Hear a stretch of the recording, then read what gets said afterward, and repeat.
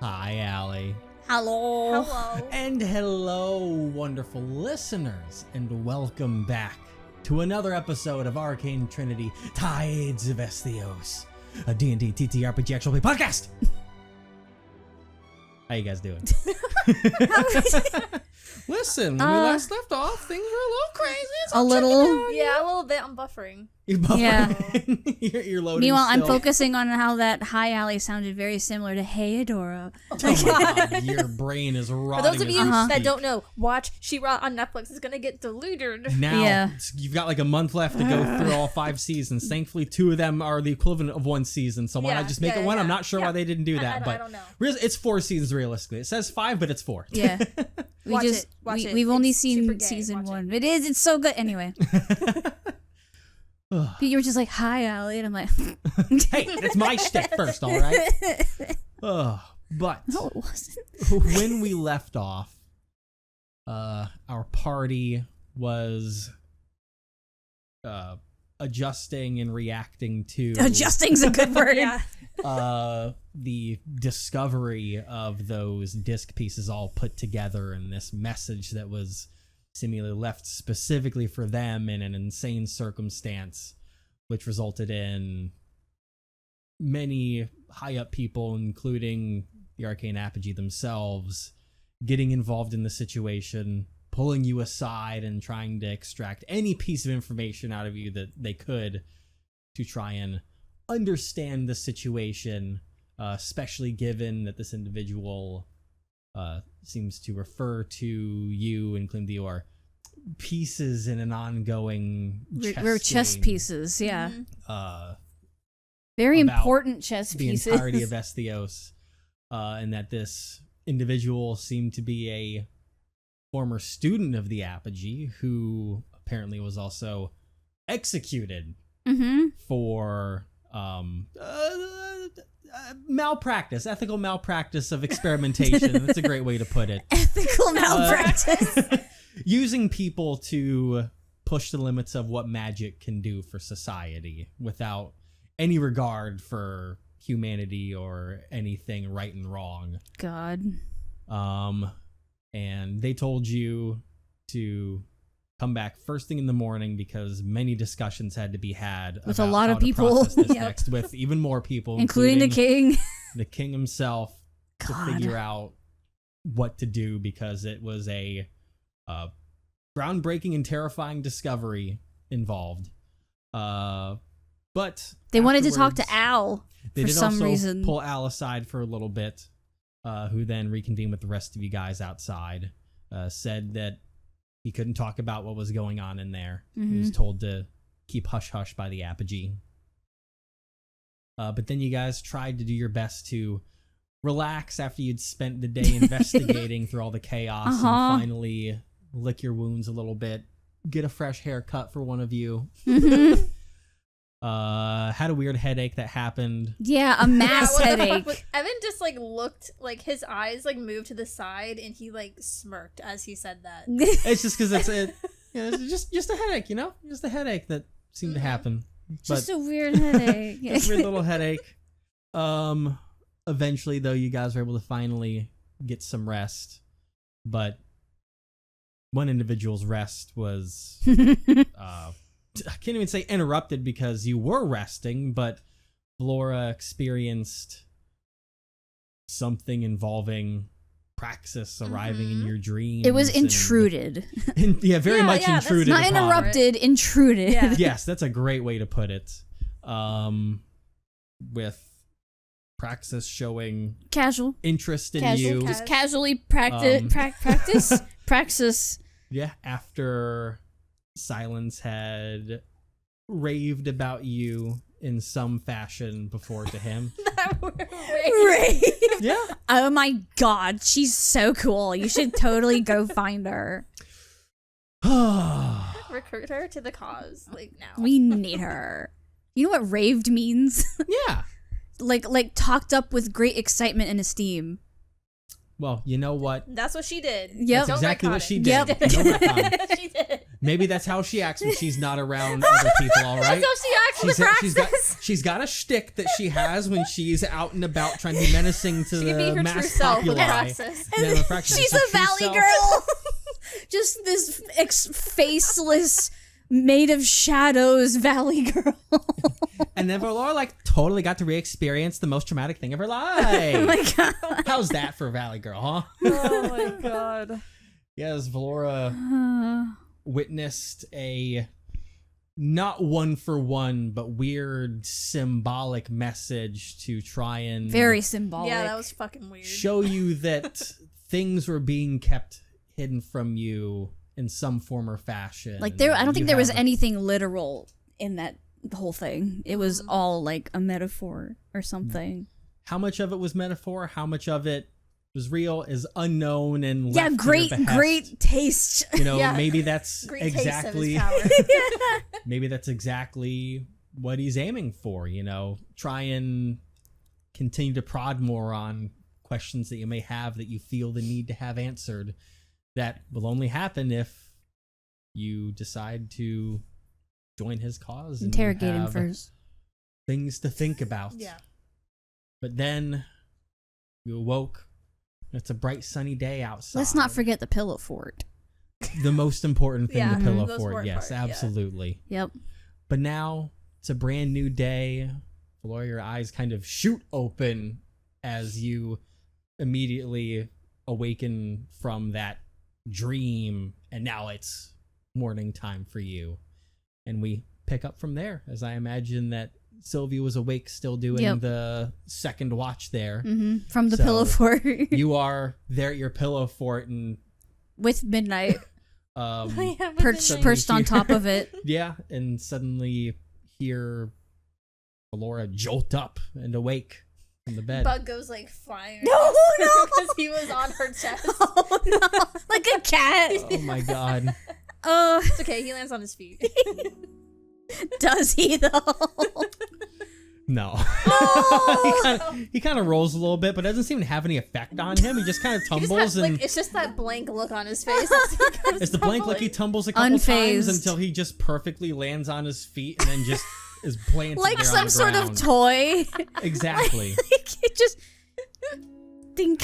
Yeah, he just ends up like, as he comes to rest, it's like one of those clown punching bags that just eventually my sits God. back up. Oh my god. What a special boy. But yeah, Valora, she jolts awake and you can kind of hear her like breathing like a little bit heavy, but you hear like the covers like rustling as she like takes them off and hear little footsteps as she runs over to Bug. No.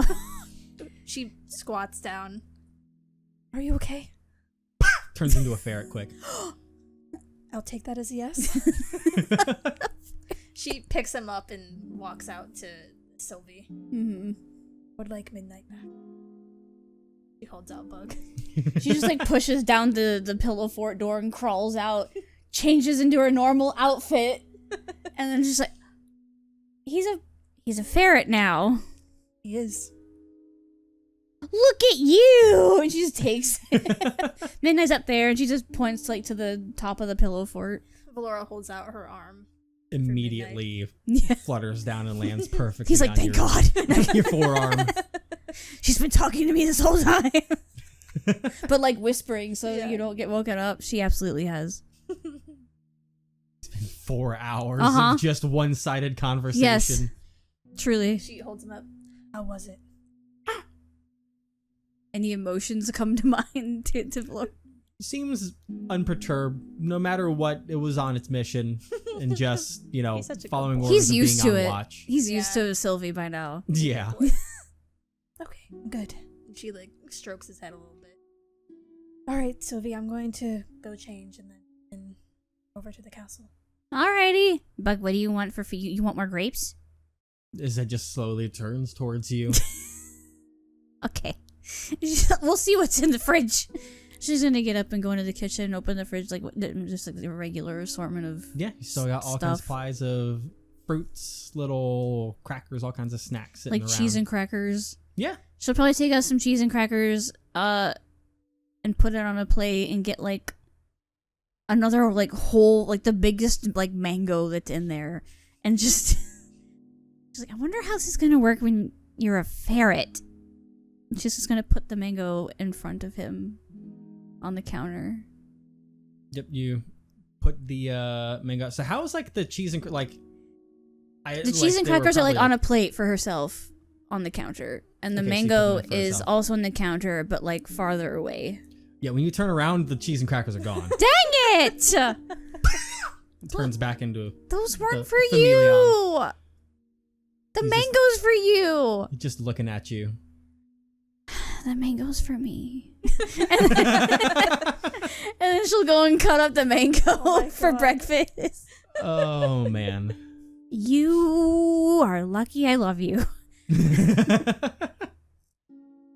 Valora comes back out and she's all dressed, and she kind of like walks like with the distance from you as she like goes to the fridge and like it's out like, God, why am I having so much trouble thinking of food right now? There's all kinds of like cured meats and stuff in there too. You don't have to worry about cooking them yet, but it's all kind of pre-done, like various fine slices of like salami and stuff if you want to do that. Yeah, she'll like toast a piece of bread and like just put some fucking meat on. That works. Yeah. Yeah. Per protein. Meat and bread. Meat and bread.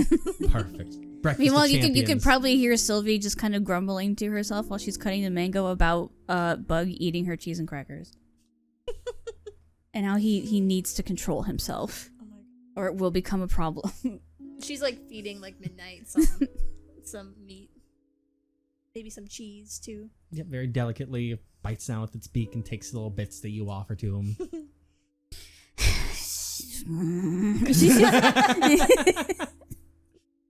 Oh man. Yeah, so. Yep, after a little bit, there's a couple knocks on the door. You hear a familiar voice. Yo, up! Up! Hold on! She's gonna... She probably has like half the mango still left, and she's just gonna go up to the door and open it. Yep, you go and open it, and you see your compatriots, Lucky, Millen, and Old Man Al are all there, ready to go. Well, ready for the big day? Yes and no! We'll see. Depending on what happens. I think that's all of us. Yeah. Valora follows after Silvie and she goes, all right, let's go. Perfect. Come on. Kind of Alrighty. gathers you all out, and you make your way towards the royal palace. Yes. As we're walking, Sylvie's gonna cast message just to Valora so that nobody else hears. And she's like, You sleep okay? You seem to have a nightmare. Can I respond with And the message? yeah. You're able to, yeah. And only I can hear it. Okay. There's no word limit or anything. She kind of like stiffens a little bit. Just a rough night is all. She's gonna take Valora's hand again. Laura, she just kind of lets you hold it. She No. doesn't really reciprocate. She pouts very openly. Very openly pouts. Yeah. To you, it seems perfectly understandable given the days you have had between the kidnapping. The pouting isn't because she situation. didn't squeeze her hand back. It's because she's just mad that Valora's brain gave her a nightmare. Like, she's like, how dare it? Yeah, but between, you being kidnapped, the investigation, the immolation, the weird disc message, you don't even think twice about anything else. You hear that and you're like, yeah, absolutely. Mm-hmm. But you all make your way into the fresh morning in Arcala. The sun's starting to rise over on the side. Various people going about their day as you're heading down the main road. And you also see, as you start to approach the palace, a pretty decent sized gathering of people that all seem to be looking towards one certain area that's slightly elevated above the main road in front of the palace. You remember the area from when you first arrived. That is the execution site. Oh. Interesting. How far away are we? Like, how far away is that from where we are? From you all, like, it's still a decent distance. You are a good, still, like, 400, 500 feet away. Because the main road is pretty large that cuts through Arcala. But you're making your way towards the edge where the palace is there. So, not too far away. You can see clearly, looks like there is one that is actively ongoing or about to happen. And you see that the king and princess are both up there right now, and an individual who's currently laying against the chopping block with a large executioner individual beside them. But still a distance away to where, like, can't hear anything right now. You can just make out the familiar figures, especially of the royal family, having met them up close before. Mm-hmm. So you see them up there.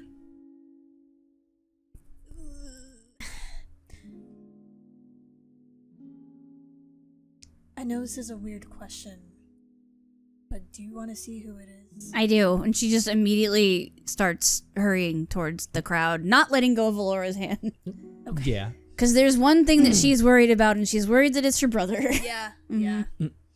Yeah, as you start hurrying, you feel like it'll be, if you're going first, Silvie, then Valora, you feel like something grab you for a moment, and it's Millen behind you, kind of nervously grabbing onto you as you guys are heading forward towards essentially an execution that's up there. Seems like he's still having difficulty processing a lot of the things that, you know, he's had to see so far. Right. But Lucky and I'll also follow along behind as you guys make your way up forward. He doesn't have to watch. It's okay. Buddy. As you go up, He's seen so much death. Yeah. In the past few days. yeah. Adventure! You guys make your way towards the crowd of people, and you're still able to see what's going on because it's a slightly elevated site, like maybe a 5 or 6 foot that rise or elevation from the main ground area, and has these like stairs on the left and right side that kind of circle up that go towards that main platform up there. No roll needed. The individual that's up there, you don't recognize who they are. They seem to be a young male Harengon, probably around like early 20s somewhere. And as you approach closer, you can hear him speaking, obviously in duress. His face is covered in tears, and he's just up there saying, I swear I won't do anything bad again, ever. You don't have to do anything like this to me. Please just give me a second chance. Jeez. To which the king stands up and slowly walks towards the site, gives a quick signal to the executioner, and the cries from this individual come to a very stark, immediate silence as the axe cuts clean through his neck, dropping down eerily as the body goes limp. Oof. Did they list off his crimes when we arrived, or was that presumably before we arrived there? It wasn't there when you were there. It's unsure how long this has been going on. Right. But it did not take very long before you arrived to witness it. So the process had probably been going on for a certain amount of time before you got there. Okay. How long exactly, you're unsure. But while you were there, none of that was listed or anything. Okay. and there are some murmurs in the crowd before it starts to quickly disperse from that moment. As this was happening, Valora would have been kind of scanning over the faces of the people on stage. She knows the Harengon was going to die. There is nothing she can do about that, unless she wanted to get in trouble. Uh-huh. I think she would be observing the faces of the people up there, especially the princess. Okay. Meanwhile, Silvie got flashbacks to when she did a beheading herself not too long ago. Yeah. Because, like, the first time that she saw someone's head get cut off was when she did it to Ezekiel. And now she's seeing it again, and all those memories are coming back. And she just kind of... I don't know if Valora would have let go of her hand or not. I think as I got up there and the axe was raised, she would have grabbed her hand. She is squeezing Valora's hand really tightly right now. And she's kind of shaking a bit. She has PTSD. All right, but Valora, you can go ahead and make an insight check onto pretty much the two individuals that you can really see any face for would be the king and the princess. The executioner has a massive helmet and plate armor from the royal guard on. Yeah.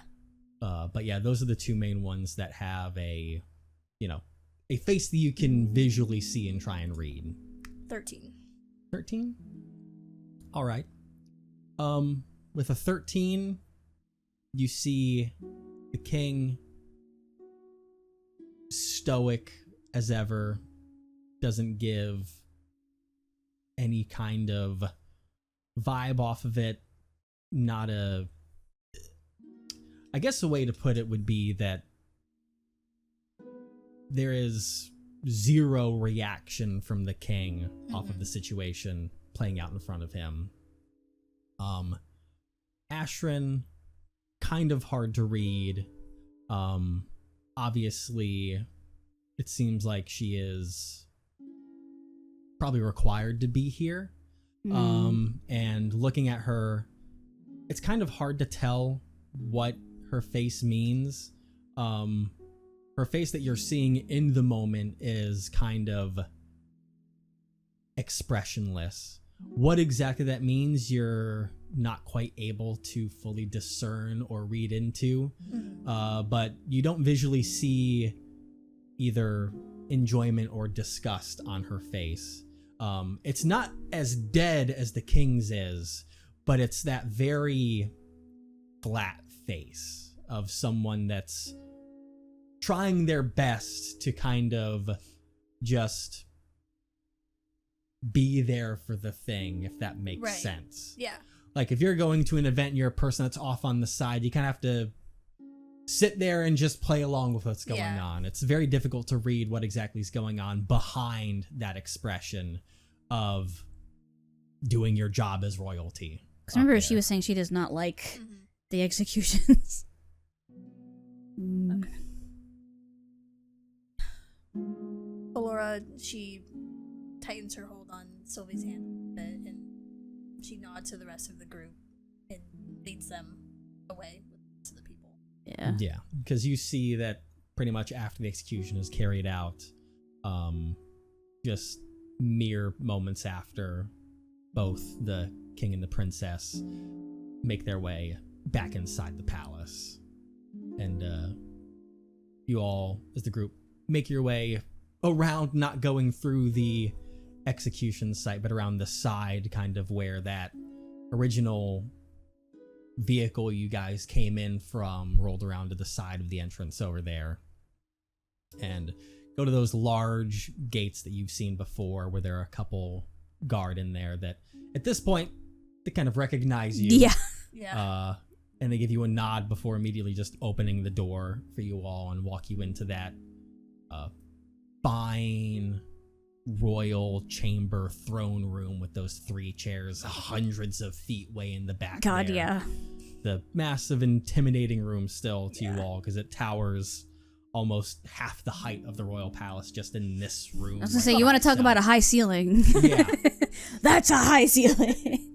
But in this room, you do see Princess Ashrin, where when the door opens and your footsteps echo through the room, she turns around and smiles at you guys. Silvie, Valora, everyone, good morning. Good morning. Sylvie kind of is very uncharacteristically bubbly, or not characteristic. You know what I mean? Like, she's not herself. Yeah. Okay, yeah. Understood. She's not her normal bubbly self right now. She's uncharacteristically quiet, is what I was saying. Yeah. And she just kind of smiles and waves. Doesn't really say anything. You could tell she's trying to compartmentalize what she saw again. She's trying to put it back in the box because she hasn't talked about this since it happened. Yeah. But she sees you all and says, I assume you're here for the meeting with my father in the apogee?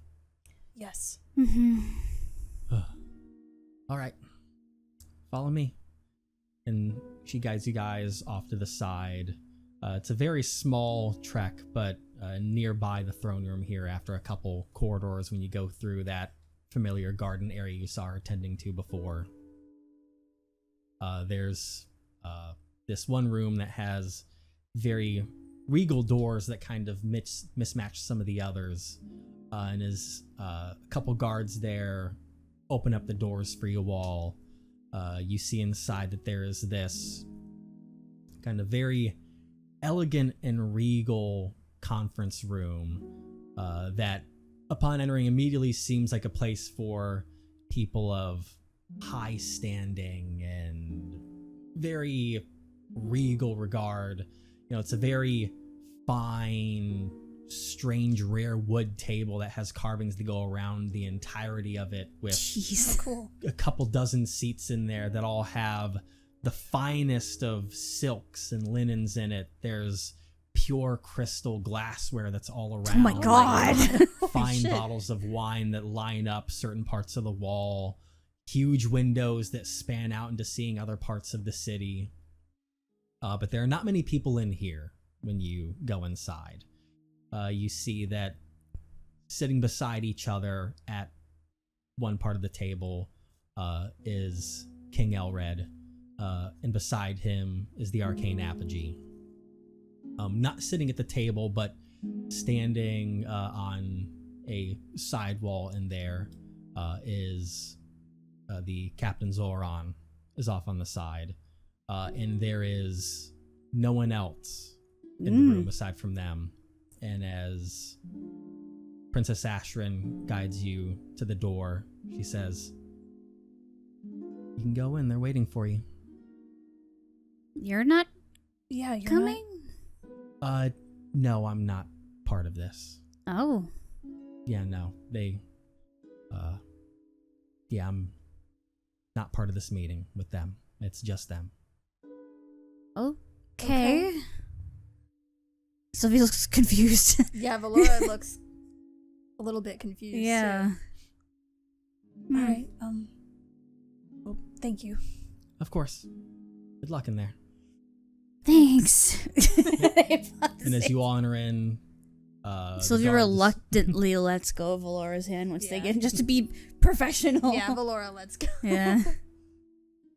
Yeah, the two guards close the doors behind you as you enter in, and the king speaks up and says, "Please take a seat.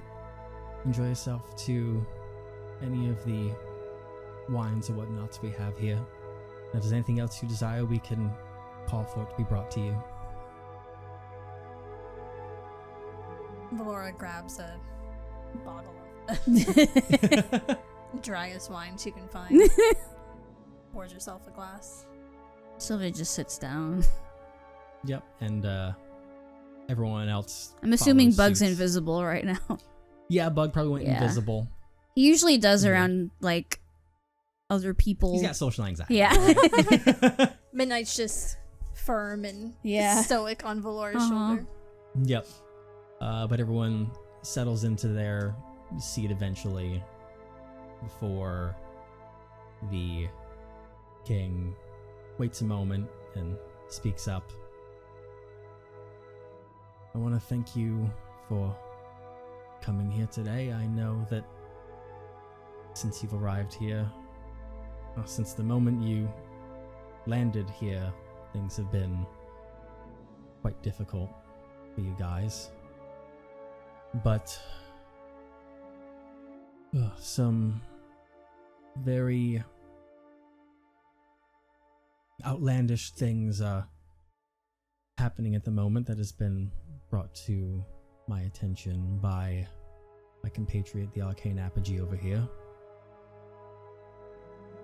In that you may have been dragged into something that, for a lack of better terms, may involve the fate of Esthios. Now,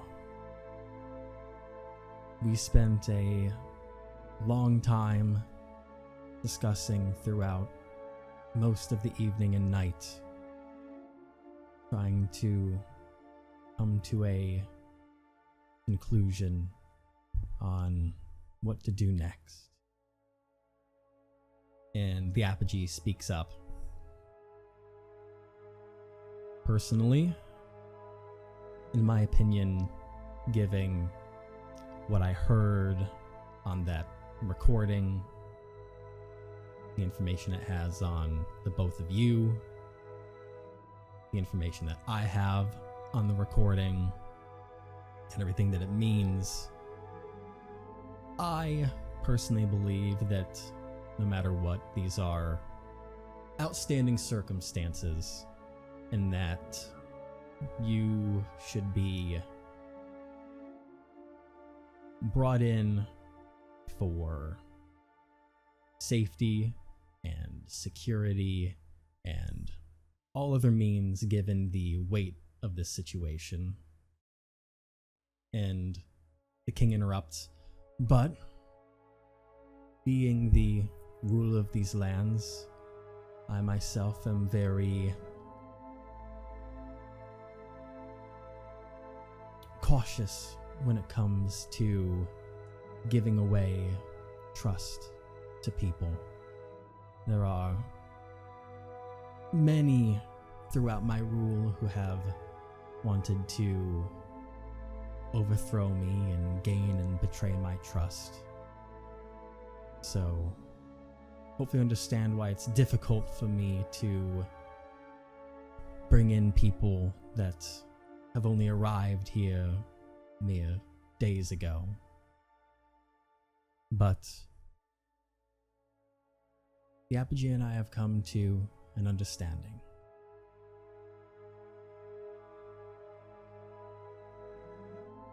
I have one final task that I would have for you all to complete to help prove not necessarily fealty, but simply trust that the kingdom and the capital can believe in you to not betray the people. And upon doing so, you would be led into classified information that most of the people don't have access to.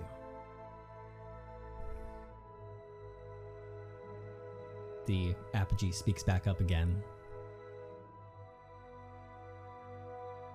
For security reasons, we can't tell you yet what exactly this is unless you decide that you want to go forward with this.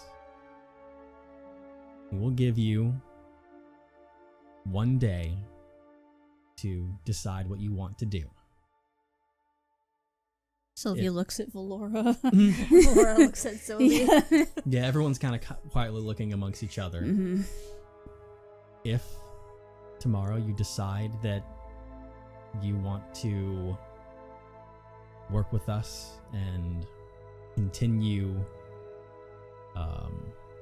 with the situation that's going on, understanding what's happening there, and many other things, you arrive here tomorrow morning. You'll meet up with Captain Zoran, and they gesture over to him over on the side wall. And in that moment, he will immediately brief you on everything that's going on. If you decide not to, or don't show up tomorrow morning and don't want to take part in this, then it's no harm, no foul, but we will be taking away the papers that have given you your extra privileges thus far inside the city, and you will simply return to being normal citizens. But you will no longer necessarily be under our protection or anything like that. It'll more so enter a realm where, if you are pieces, as they say, it's more or less like separating ourselves from you so that those pieces technically aren't on the board anymore to play with in the first place. Hopefully that is understandable, but between the discussions that we've had, this is what we can offer you right now.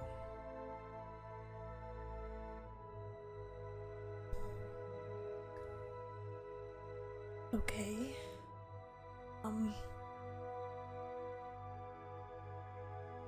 So, to get this straight, we either pledge fealty to you to know what is going on with this man that has singled me and Silvie out, or we don't pledge fealty to you and just let us go on the streets as bait for this person. The king speaks up and says, "It's not about fealty. I am not expecting you to bend the knee towards me in any way. It is more a matter of trust. As much as the apogee speaks of the urgency of this situation, I simply want to make sure that everyone involved can be trusted with the information at hand. Because if you are as this weird a prophecy or whatever the apogee would like to call it is, you would be led into information that, quite frankly, only handfuls of people know anything about. It is more about protecting that information to continue protecting the entirety of Esthios. Was there a task that you needed us to do for the whole trust situation? Yes, you'll be given a job that I have deigned to be important to me, where if you are able to do this for me, it proves that I myself can trust you with a lot of very, very confidential information. But I'm not expecting you to bend the knee to me in any way like that. It is more of trust, and beyond that, you know, the steps from there we can go forward from on what happens after that. But first, I just need to be able to put all of my faith in people that I don't want to come off wrong, but, you know, typically it takes people years, decades to be able to learn this kind of thing. But I've only really met you days ago. It's nothing personal, but it's a matter of security for the entirety of Esthios. What exactly is the task? This task, you said you can't tell us until we decide. Once again, unfortunately that is the case, once again due to security reasons. Not anything as insane as to what you would be privy to after this, but this job is one that has been important for many years now, that is also more or less on the down low, which you will understand in due time if you wish to take this job. But in case we tell you and you were to decline, it would become a security breach of information, which is why, unfortunately, I cannot speak more on it until you do say yes to it. Laura kind of leans back in her chair a little bit. She looks like slightly exasperated by all this like royalty, kingly information breaches and all that like sorts of talk, and she just lets out like a small sigh. Silvie takes the wine bottle and pours herself a glass. The apogee. But you can tell these two are not used to these sort of No, they're both probably very rigid. The apogee speaks up and says,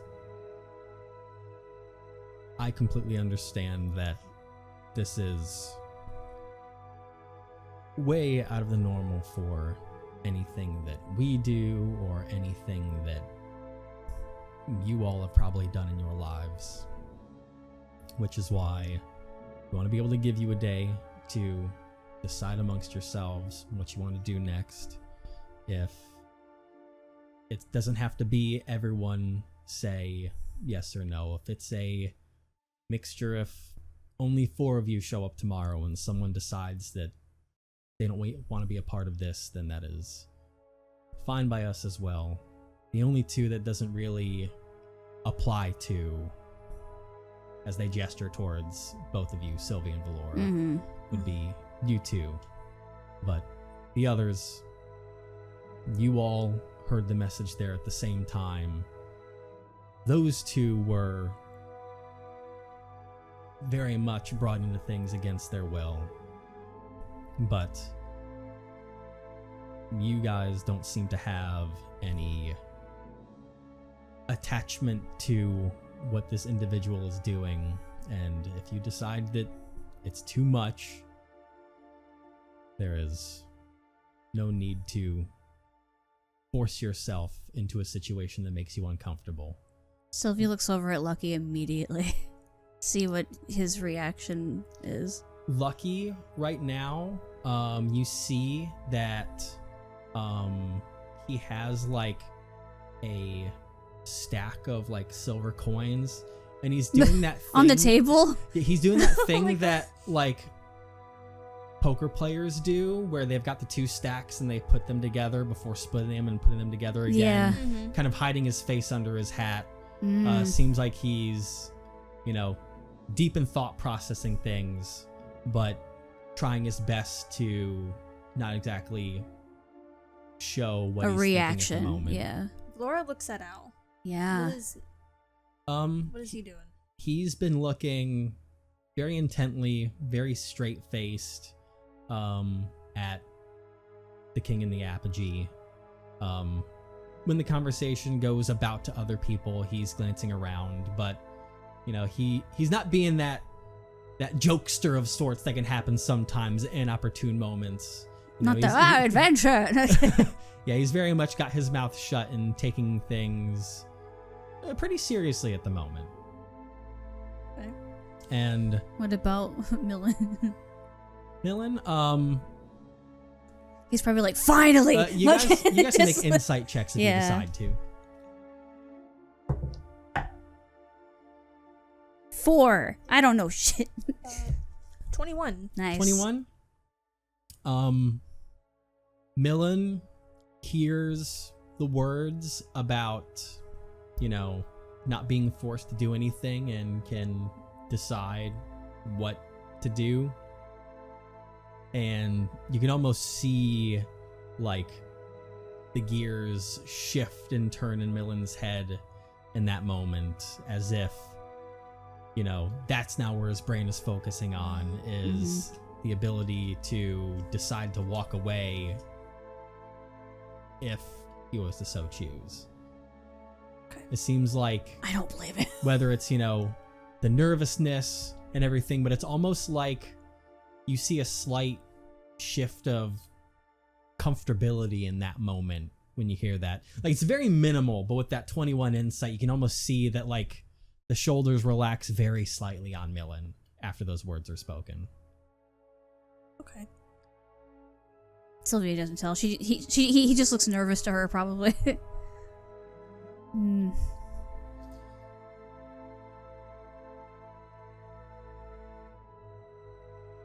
Are you two going to tell us anything else, or is that all saved for tomorrow if we accept? We can't know anything about the task at all.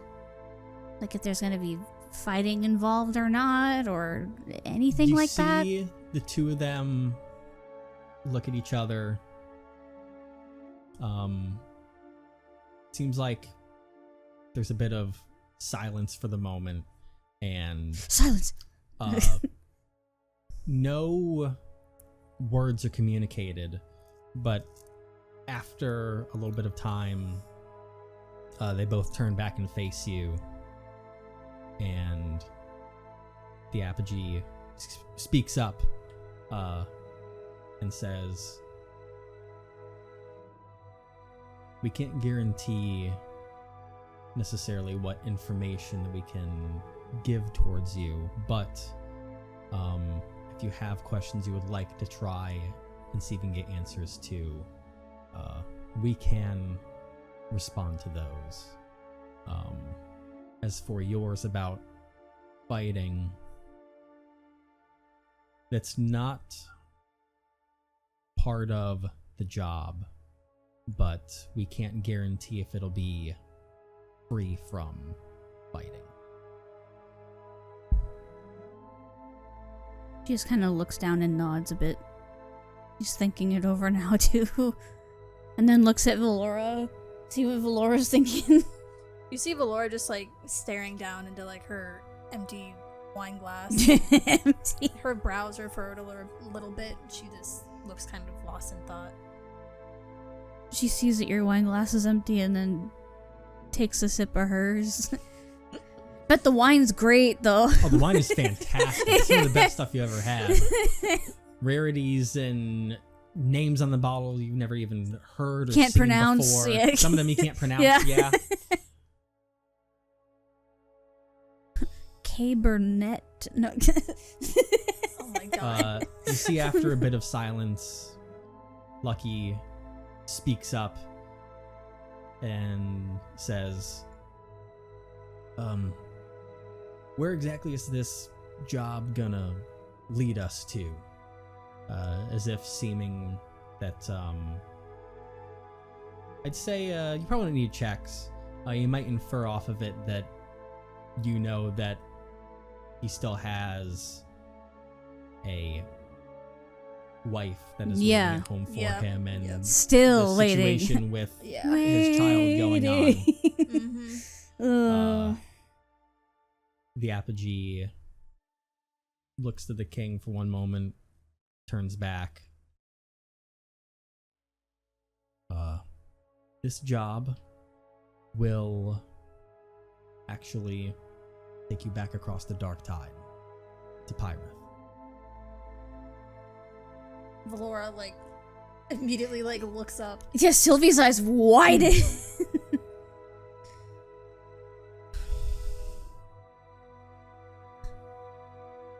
And don't worry, you won't have to worry about crossing the tide. We have a way to get you there without means of normal transport.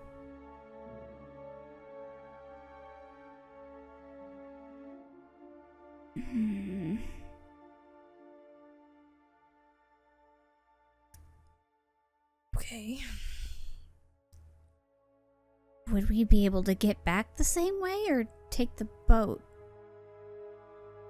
You see that the apogee looks at the king once more, turns back. As long as everything goes well, we, the Royal Army has an outpost in the settlement of Elnan. There's a teleportation circle that we have that goes between those two locations. Okay.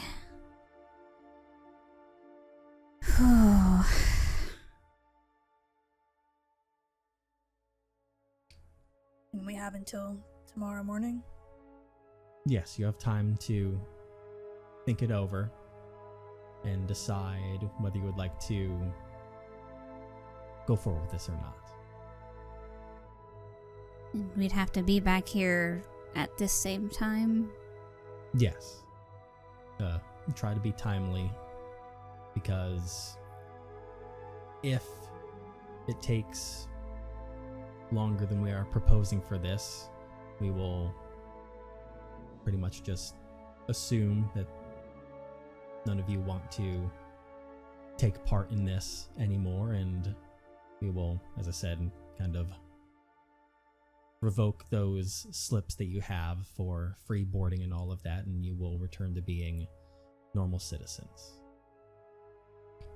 I will say that, given the situation, Royal Guards may attempt to summon you every once in a while to question about if there has been anything else going on in the situation, to keep privy to information if you discover anything on if my former pupil reaches out to you again or anything.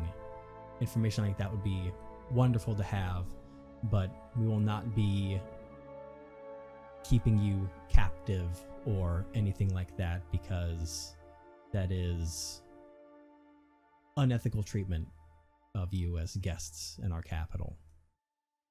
And so we will not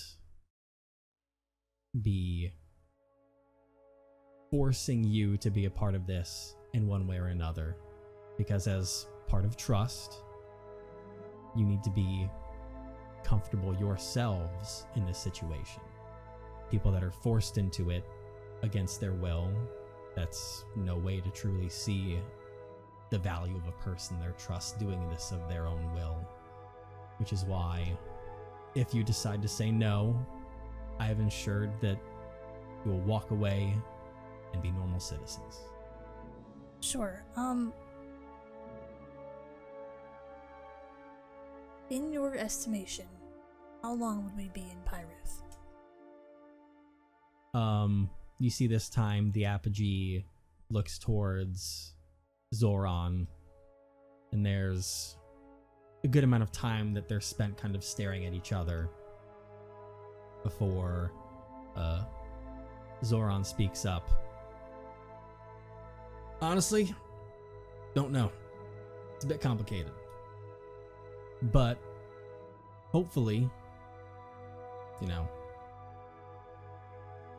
won't take longer than a week, hopefully. There's a lot of variables at play in this job that could complicate it, but, you can be over there as long as it takes. But then come back to us once it's done to report back at the capital. But there is no time frame or anything, no deadline, but how long it'll take, that's just kind of based off of how things transpire, and that's about all I can say on that one. Okay. Any do you have any more questions? She looks around at the party. Millen kind of meekly shakes his head no. Lucky is just sitting there playing with his silver coins. Nope. Al's over there and just kind of goes, I think I get it. Silvie?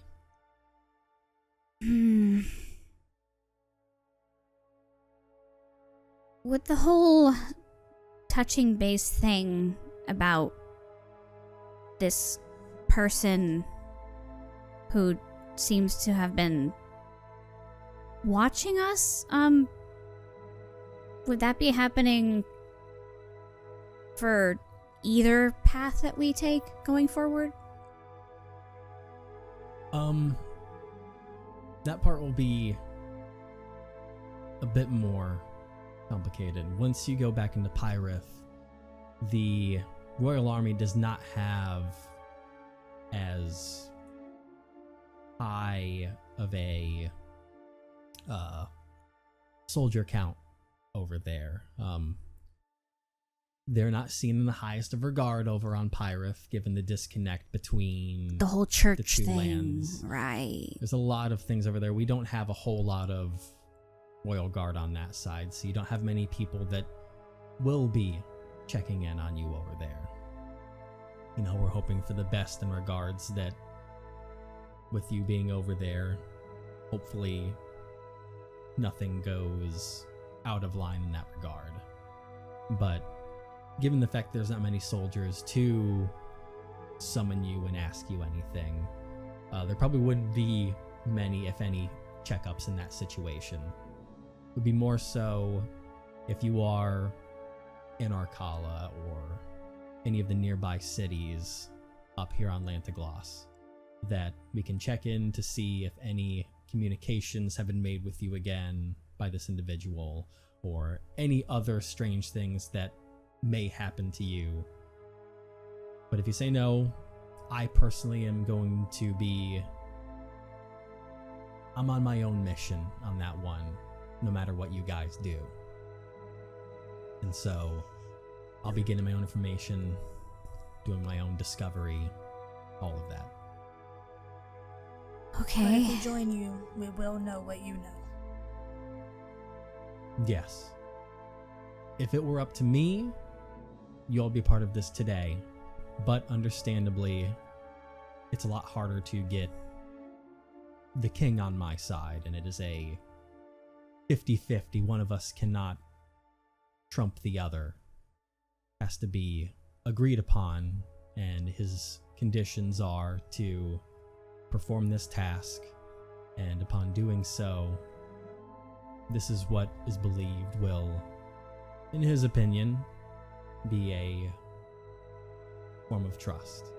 And the king nods and speaks up and says, yes, it's something very important to me that has been difficult to achieve for years now, and doing this really would mean a lot to me and all of the citizens for the entirety of Esthios.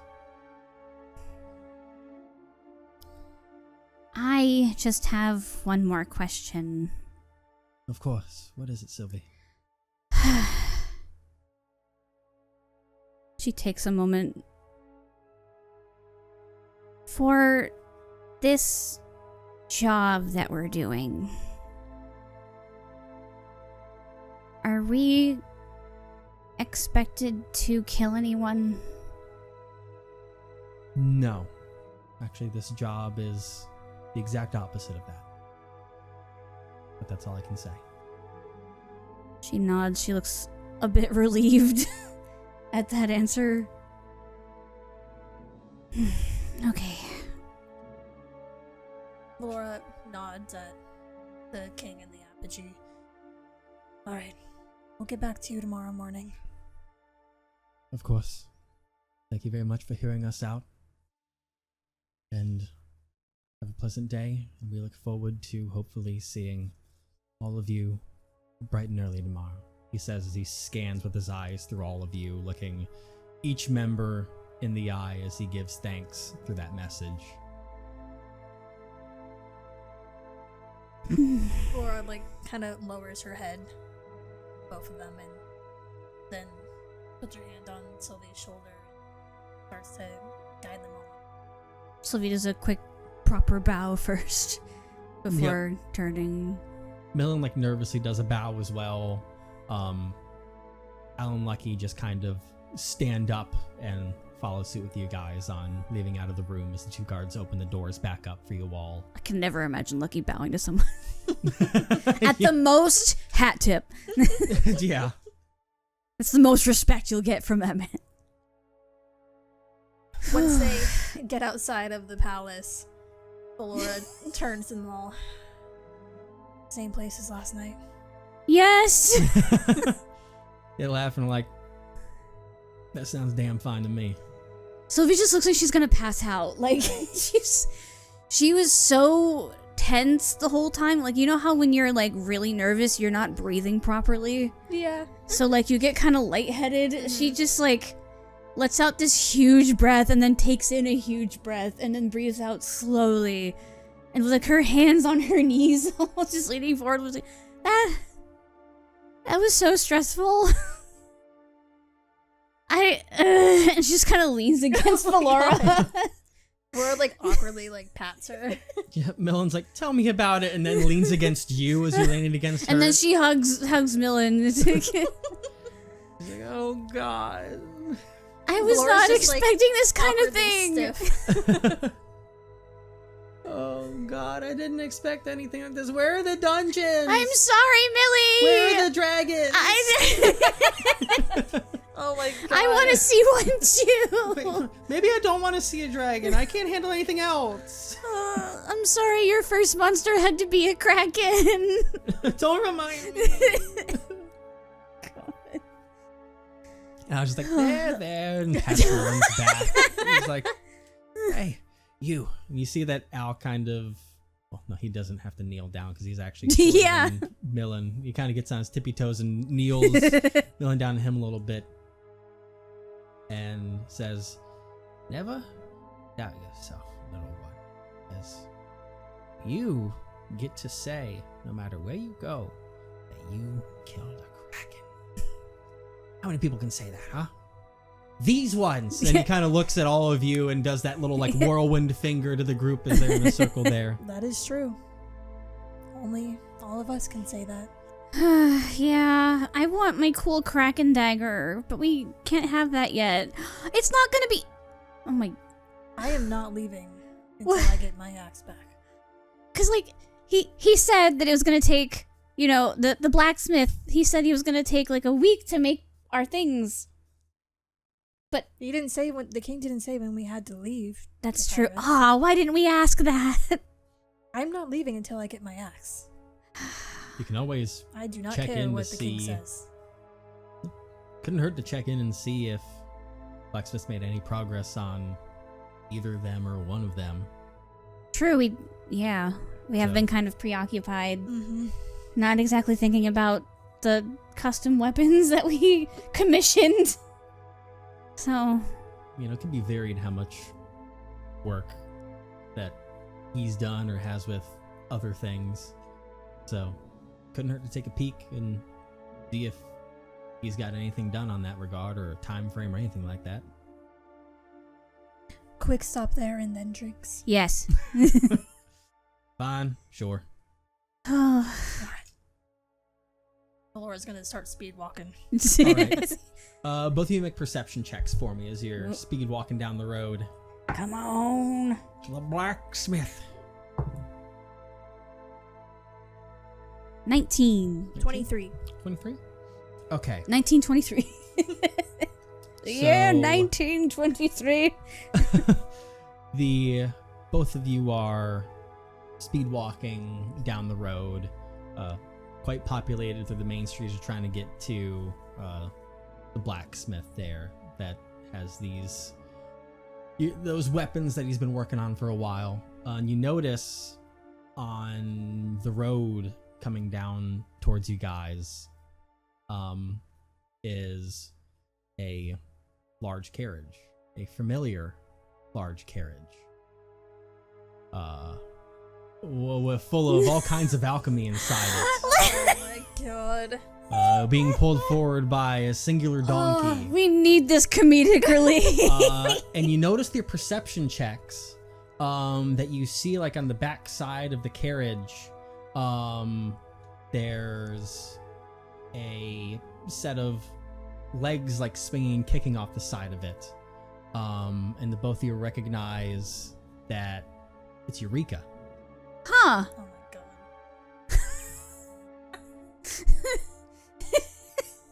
Interesting. That's an interesting pair. God, Eureka and Cry. And they're slowly approaching down the road towards you. Sylvie's eyes light up and she books it. Valora takes one glance and she's about to just keep on walking to the blacksmith, but she sees Silvie make a run for it. Uh-huh. The eternal chaperone job. She begrudgingly follows after Silvie. Yeah, but Sylvie, you book it and run up towards this carriage through the crowd of people, brushing them off to the side as you see. She's just like, cried Eureka! You see, and this little kobold man that's right there behind the donkey just turns like, oh my god, it's you guys! And then peeking from behind the back of the little carriage, you see a head poke out of a familiar Eureka and is like, oh my god, it's you guys. Holy shit. She says holy shit. And she just like hops off as Crud brings the caravan to a stop here in the middle of the road, which kind of perturbs a few people. Like, what the fuck are you doing? Stops in the middle of the road. Oh my god. Ah, shut up. We're working here. It's Fuck like, off. oh my god, it's like when someone is at a grocery store and they see someone and they stop their right cart in in the middle of the aisle Uh-huh. and they Hate start that talking and you Yep. God. oh, and she gives the donkey little pats too. Uh-huh. And just how close are Crud and Eureka to each other at this point? With it stopped, like Eureka has hopped off the back of the carriage and is walking up towards the front where you guys are at with Crud over there. And he's like, oh my god, how you guys doing? Oh, well, about that. Oh, I was trying to do small talk and it seems that went wrong. It has Whoops. been It's been a time. these past few days. Mm-hmm. Uh-huh. Right, You could say right. that. Yeah. Yeah, welcome to Arcala. Yeah. Welcome to... Yep. I don't think this is a typical Arcala experience. You get robbed? No. Oh. He's so surprised. It's not that. No. Boy. Did you witness a murder? Technically this morning, but no, we're involved in something that we didn't ask to be involved in. Oh man. Tell me about it. Listen, that's my forte, alright, girly pop? That's my forte. God. I get it. And Eureka's like scuttling up to the side and is like, hey guys, how are you doing? I need a hug. And she just like reaches her arms out and does like the little grabby hand. It's like a little kid. Oh my, okay, yeah, of course. And she comes in and gives you a tight hug there for a moment. Been a while, bestie. Yeah, it has been a bit. A lot has been going on. Wow, how long have you guys been here? Takes a little bit longer. It's just felt like through- Oh weeks. my god, Valora looks completely fucking different. Oh yeah. That is true. It's like looking over and she's like, Burn scars and a short haircut. Like Yeah. just above her shoulders, right? Yeah. yeah, I'd imagine that Sylvie was so excited she ran up way ahead of time and Valora's Yeah, trying to Valora's catch up, just- lagging yeah. behind a little Yeah. bit. Like, She's just taking her time. Because with Sylvie, she's like, distraction. and like as much as Valora wants to go up a little faster, it's like, gotta prepare myself for this. But yeah, Valora walks up and goes like, oh my god. Oh, He has no hi, tap. hi, hey Valora. She like scowls at him. He's never been good at that. How's it going? You see what I mean? How am I supposed to make an introduction with that? How am I supposed to be normal and not just immediately say something about that? Are you okay? Does that hurt? Not anymore. Not anymore. Yeah. Right. Okay. Yeah. Oh boy. Okay. Yeah. I see. Just talk about something else. Craig. Yeah. What you doing? Why are you with Eureka? Well. Somebody looks at Valora and she's just like, that's why is she asking that? Like, Well, She's curious, but she's just asking in a very blunt way. yeah. It just sounds so angry. it takes a while from just normal travels to get back to Arcane. I like to take pit stops when I go through the cities and everything, kind of check out the other shops over there, see what they have available, see if I have any competition to worry about from others, and see if I can compete with them. So it's taken me a few days to get here. And when I was in the last town, Eureka was also over there. And then I saw him, I was like, hey, you're the one that knows the other guy. And she was like, yeah, that's me. And then we Great Eureka impression. Thank you so much. But then she was like, would you mind if I catch a ride with you into town? And I was like, yeah, sure thing. It's fine by me. It wouldn't be the first time. And so, here we are. And Eureka's like, yeah, so here we are. That's how simple it was? Yeah, because I was over in the last town and, I was also taking in the sights. It's a pretty large farming city that's over here. And so, I was taking in the sights a little bit. While I was there, ran into Crud because he stopped in and was checking out every business under the sun over there. And, since I was going to need a ride anyways, I figured why not hop on with a familiar face since we were both going to Arcala. He's got his business here and this is where I live. So it was just nice to have a somewhat familiar face around to chat to. I get that. Oh! I've made a friend. Oh, really? Who? And hey, Crud, I think you'll love him. What's that? What's that? Because I know them, and he's pointing over at like unlucky. No, it's like who else? And she's like, just like leans to her shoulder a little bit, like, hey, Bug, new friends. Right, and you feel, even though Bug's invisible, you feel the footsteps leave for a moment, and then just Crud's watching out. And he goes, "Hey, what?" And before all of a sudden, just let it happen. Before, and Bug the chameleon, yes, shows his true form. This giant lizard that is just sitting on his lap. Just this cat-sized lizard. Yeah, sitting on his lap. And he's like, "Whoa, oh, look at you, bad boy." He like picks him up, like just holding him and looking him around. And it's like, what the fuck is this? He is my sweet prince, and what? Hey, Bug, listen, I need you to really concentrate on this, okay? Look at least one eye at me. One eye at me. Slowly turns the head towards you. And she's gonna like open her notebook real quick and like sketch the face of an owl bear. And just like hold it to him. This one. Make an animal handling check. Oh boy.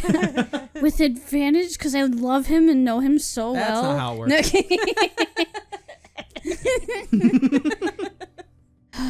Okay. Oh no. Are you sure? Are you sure? Are you sure? You suck. All right. But I've worked with animals on the farm. Fine, that's a 6. A 6? Oh my god. Yeah. Bug looks at you, looks at the paper. The rainbow D20 is being mean to me today. And Bug turns into a ferret. There's still something. And Chris like, what the, yeah, he can turn into, other things. Oh my god, it's fucking crazy. He turned into a mini owlbear. He turned into a cat. You have to train him a little bit. I don't think he's smart enough to be trained. He's doing his best. Yeah, you're right. Do you want a little treat, Bug? His name's Bug. Yeah, with 2 G's. All right, hold on a moment here, and he goes into his bag and he pulls out. Mr. Crud, be careful. He will eat everything. Well, hold on, let me give him a treat. No, all you right. don't Give me understand. a second here. And he's going into his bag and he pulls out You don't. this. Wait, you don't He understand. pulls out this pouch of that whole seems like pouch it's is gonna beef be jerky. gone, Valora. And he's got this pouch of beef jerky. He pulls Valora out a just shrugs singular. helplessly. He pulls out a single piece from inside the bag, and he, reaches out. He pulls out in his right hand and reaches out the single piece. Like, you want it, Bug? He starts waving a little bit, and Bug just the tongue goes for the bag and ingests the entire thing. Yep, there like, it is. There he goes. I told you he'll eat the whole thing. It was so exotic. He ate an entire cheesecake the first night we got here. It was displacer piece jerky. This shit's What? Oh my god. Is that ethical? Sure. There's nothing that says it's not ethical. It's not against the law. Silvie looks at Valora with a concerned expression. Laura looks thoughtful. Where did you get it? Where did you get it? I got it back in Sleekmore.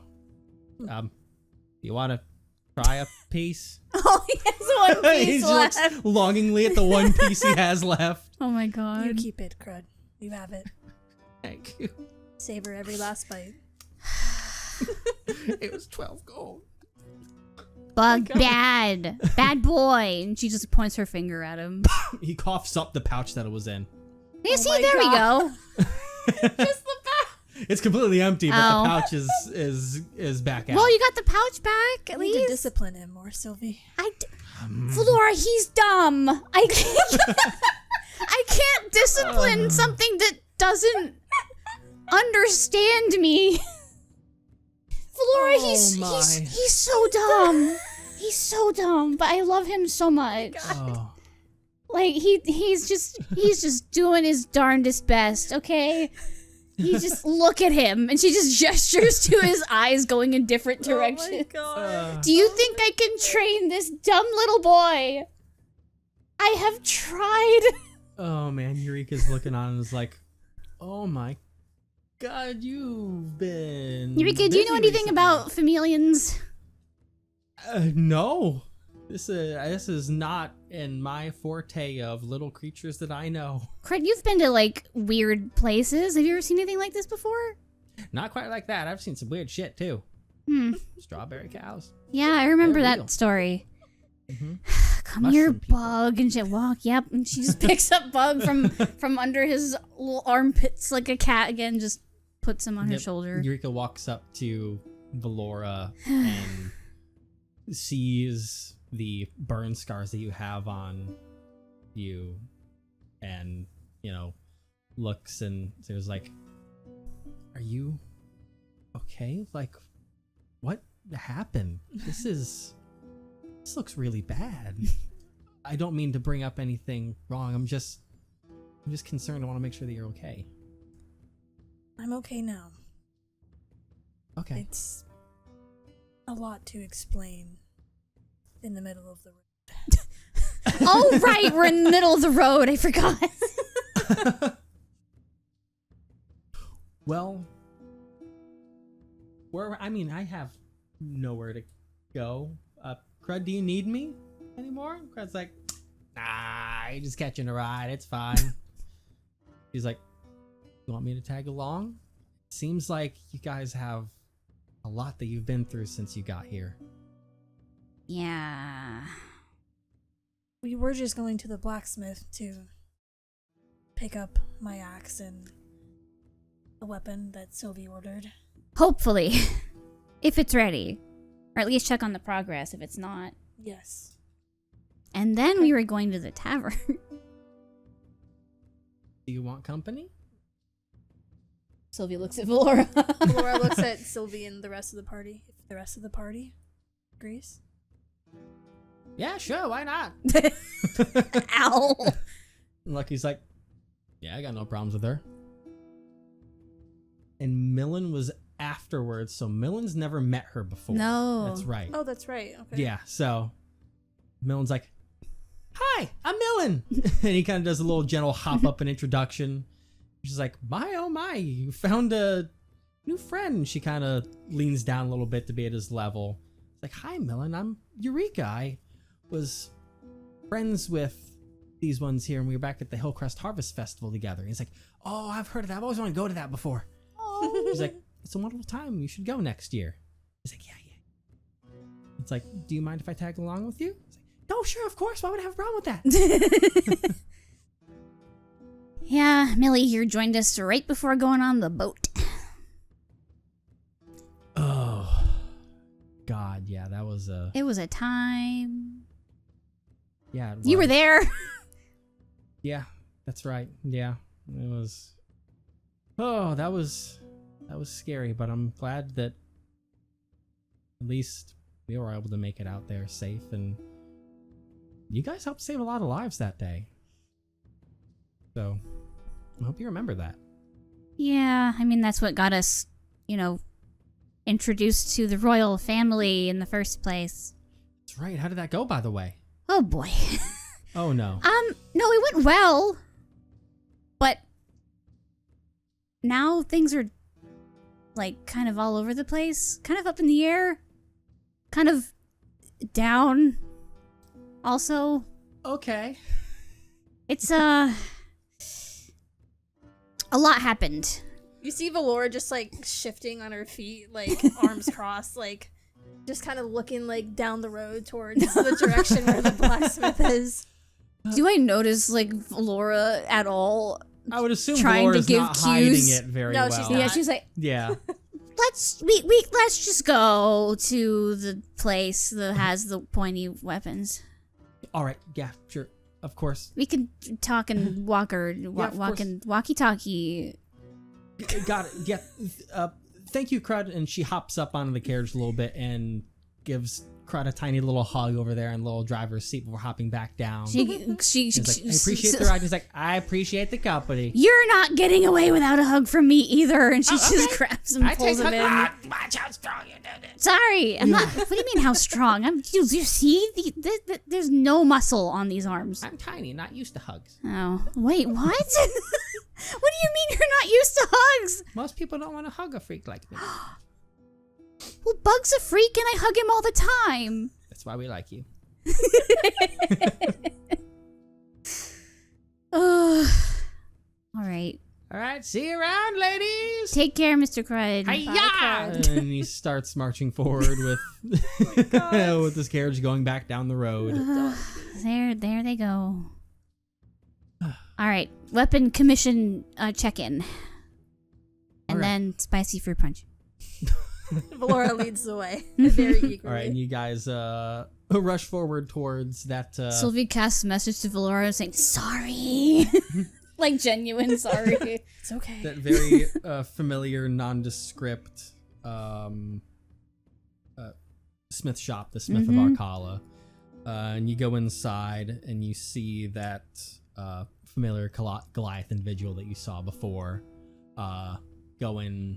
working inside of the shop. Nyathok, that was his name. Yes. I wrote it down. As you all, I have it here, but, it was just because you're walking inside there. Yeah. But, yes, you did get it. You go inside and see him working a bit, hammering away at something. And as you open the door, a pretty hefty bell goes off, makes him stop and It's a gong. turn around Can you and lifts imagine? up a little mask that protects his face and looks back and is like, oh, it's you guys. Welcome back. Morning. Or is it Valora noon? hurries up to the counter. Is my axe ready? Whoa. All right. Both of you make percentile rolls. Ooh. Yes.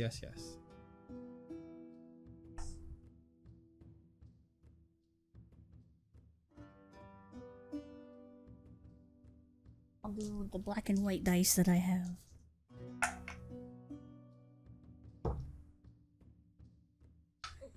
Eight. 86. Oh, 86. All right. I thought you were gonna say 8 too, and I was about to lose That it. would have been fucking I was That about would've to been crazy. I was about to That would've been lose like it. Stop doing the doubles Call of again. Duty Because level it happened in thing. there, which is 1 in 1,000 chance. Yeah. So that's fucking crazy. I can reel it in a little bit. It actually might be more than that, but I have to do that math again. Yeah. Because I know that 2 same D20 rolls, I believe, is a 1 in 400 chance. So my math is saying that I'm way off on the 1 in 100. Yeah. The D100 chance. Who knows? I have to go math Yeah. way again. It might be 10,000. I'm not sure. Shit. But Yeah. Maybe 5,000 because I think you have to half it because it's 2 rolls. Anyways, I'm Anyways. getting distracted. Math boy. Math equations, algebra, all that bullshit, calculus, trigonometry. Stop triggering me and other people. Boo. Stop. Says the math, like the math game on here. No math. What's the modifier? But oh my gosh, I almost there's the name again. There we go. Neothok looks up at you guys as you rush on in. That's right. And is like, oh, all right, let's all right. Yes, I've been working for you guys. Valora, you are lucky. Things have been a little slow, and I was just able to finish work on yours earlier today. So I actually have yours ready right Her now. eyes light up and she like, yes! And she like bangs like her fist on the counter. Oh my gosh. Sylvie, you have to give me a little more time. I might have it ready by tomorrow morning. I have no guarantees. It's been a little more difficult than planned dealing with that poison gland that was part of the inside of that tooth there. Right. So I'm trying to make sure that I don't break it or anything while I That's work on it. fair. I might have it ready for you tomorrow. Okay. I'll try and rush on, but I don't have any guarantees for that. Yeah, unfortunately, if that's okay. no pressure. It's all right. All right. But, all right, Valora, you wait just a second. I'm going to go to the back and get it for you. She nods. Sylvie does that little like elbow nudge at Valora, and she's like, "It's ready." Valora like smiles like widely. Like genuine happiness. Yeah. This is the happiest she's ever looked. Like a kid on Christmas morning who gets like the big box under the Yes. tree. Oh, boy. So a few moments pass, and very effortlessly, he brings out this familiar axe to you, yet somewhat different because he took your original one and modified it a little bit. And you see that for the axe head, he has kind of finely crafted the scales from the Kraken to match with the blade as sort of this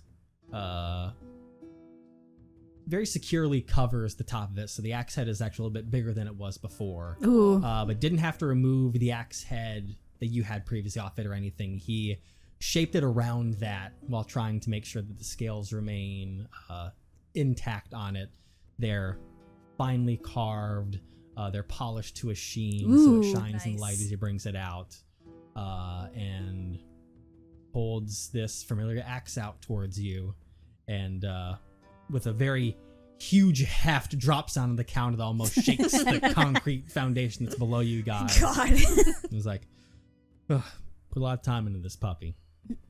Valora's like eyes wide and she like immediately like bends over it to like admire it, like runs her hands like along like the curved part of the blade. Sylvie just puts like her fingertips on the edge of the counter. Is like, woo. Yep, it is all yours. You may name it what you want. Ooh. Later on, I will give you the full information for it in writing for you to have easily to put down in your stuff. But it is a +2 axe hell from yeah. your Whew. current weapon. Goddamn. So it's the same, it's the same damage roll from your axe as usual, but it's now +2 off of it. Hell yeah. But That's huge. Thanks to the Kraken scales, as he was referring to before, by making sure that he didn't interfere with them too much, there is still some of the magic that the Kraken was able to wield that was inside of those scales that, you know, in moderation you are able to kind of harness into. And so once per day, resetting on sunrise, you can use an action to select a target you can see within 60 feet. And they have to make a dexterity save as you call a lightning bolt from the sky like the Kraken could, which will then deal 48 lightning damage to them. Oh shit. Half as much in a success. Yo. Like I said, that's an action that you get to use once per day, essentially. as a bonus little extra thing that you can do. That's crazy. Hell yeah. And raging does not prevent you from doing that. And Okay. Who knows, maybe as time goes on and you start to get used to this axe, there may be more features that you may uncover from this as you Ooh. kind Cool. of start to get used to the magic from the scales and kind of learn to wield this power in more ways. That's dope. But unfortunately, Sylvie, you have to look on while you wait Yeah. on the Dagger of Dreams over on the side. She just looks at us like, But you see what could be. Fancy. and it's funny because like it's funny because she's like Valora was like, oh, new weapon. Meanwhile, Sylvie's like, this is for my brother, because she wasn't getting it made for her brother initially. I don't know if you remember that. No, I don't remember Mhm. Yeah, I remember that you're trying to do it to help impress Big Bro. Yep, that. You're gonna give it to him? that's what she that's what she was. did? Yeah, Yep, that was your plan. unless he doesn't accept it and she has to keep it. Yeah. But yeah, now you have this shiny, familiar yet new axe in your possession. Valora like takes it in her hands and does a few swing away from everyone. Yeah. Obviously. She does like a few swings and flips it in Lightning her goes hands, through the roof of the place. flips it in her hands a bit, admires it, and then just grins up at him and she gives him a nod. This is amazing. Thank you. That's what they pay me for around here. As you were like swinging the axe and stuff, Sylvie was just staring at Valora. Very obviously, not subtle at all. Just in amazement. She'll never get tired of seeing those muscles. Yeah, I'm very glad you like it. So It's beautiful. You did Yeah, an it's- amazing job. It sure is. it's not often anyone gets a chance to work with any Kraken related materials, so I'm honored that you were able to come to me and trust me with doing this for you. I will continue to come to you whenever I need help. All right. Oh, and after I use it, I'll definitely come and tell you how it went. I definitely appreciate that. I want to hear what that strange thing there can do for you. Field test review. Yes. All right, we'll be back tomorrow morning then. All right. And if it's not ready, it's okay. All right. I'll try my best, but once again, unfortunately, no guarantees. No, it's all right. All right. Hope you have a wonderful day. You do. Before they leave, Valora holds out her hand to give him a shake. Yep, and he reaches out and gives a really firm, hefty handshake. It's not often that your hands get dwarfed by someone Yeah, else's as That, well, yeah, but that's crazy. him being a Goliath that's Oh, reaching yeah. 8 feet tall, that Yeah. was also a former soldier. Yeah, the Built very dude's well. fucking massive. Like, there are a lot of people you like challenge to arm wrestling contest. This is one where you might double think it Yeah. when you feel that You're handshake. like, maybe you're not. You're like, this is a bet I might lose when I'm at the bar. It's like his entire hand is calloused, Yeah. so like front and back. Oh my god. That's crazy. Just the whole back of the hand The is whole back of calloused. the hand. Yeah. What fucking weapon was he using? From blocking blunt force shots from other weapons. Oh my god. She gives him like the firmest handshake she can muster against this guy. It's like the fucking, oh my god, it's like He doesn't have fingerprints anymore. From it's like I can't remember the meme. And I don't remember what movie it's from, but people use this meme from the action movie that was like in the 80s, and it's Arnold Schwarzenegger and another guy that do like the really buff handshake together where they're Yeah. flexing Yeah, like yeah, crazy. yeah. That's Yeah. exactly what just happened. Right It's like there. the dude bro hand clasp. Yeah. Yes, like that's exactly what happens in that moment. That's what they do. That's what they do. That's amazing. Oh man. So you guys head back outside the store. Yeah. As you guys head back outside of the store, where the rest of the party was waiting for you, you see your party there, but you also see with them there is this it's an eagle What? that it has these pure black body feathers, and it goes to the Whoa. wings. They turn into a very bright kind of golden color on the wings as this eagle is there amongst your party. And as you come out, they all look towards you as this eagle then takes a quick little flight over in front of you guys, and you see in its talons, there's a piece of parchment. Sylvia's gonna very cautiously reach down. Is this for? Eagles are very dangerous. Is she like whispers? She like looks up at Valora and whispers that to her, like, and she's like, well, be careful. Is this for us? It's just kind of looking at you. She just like very carefully takes it from it. You take it out, and the eagle flies away. Oh, goodbye. A very large messenger bird? Yeah, that. You see it flying towards the palace, and you see that there is a wax seal that has the royal sigil on it. Oh. Do you want to? Yeah. All right, just opens it up. You open it up, and inside you read, I'll put it here so I'm in front of the microphone like a professional. Valora and Silvie, please meet with me at sundown in my private chambers.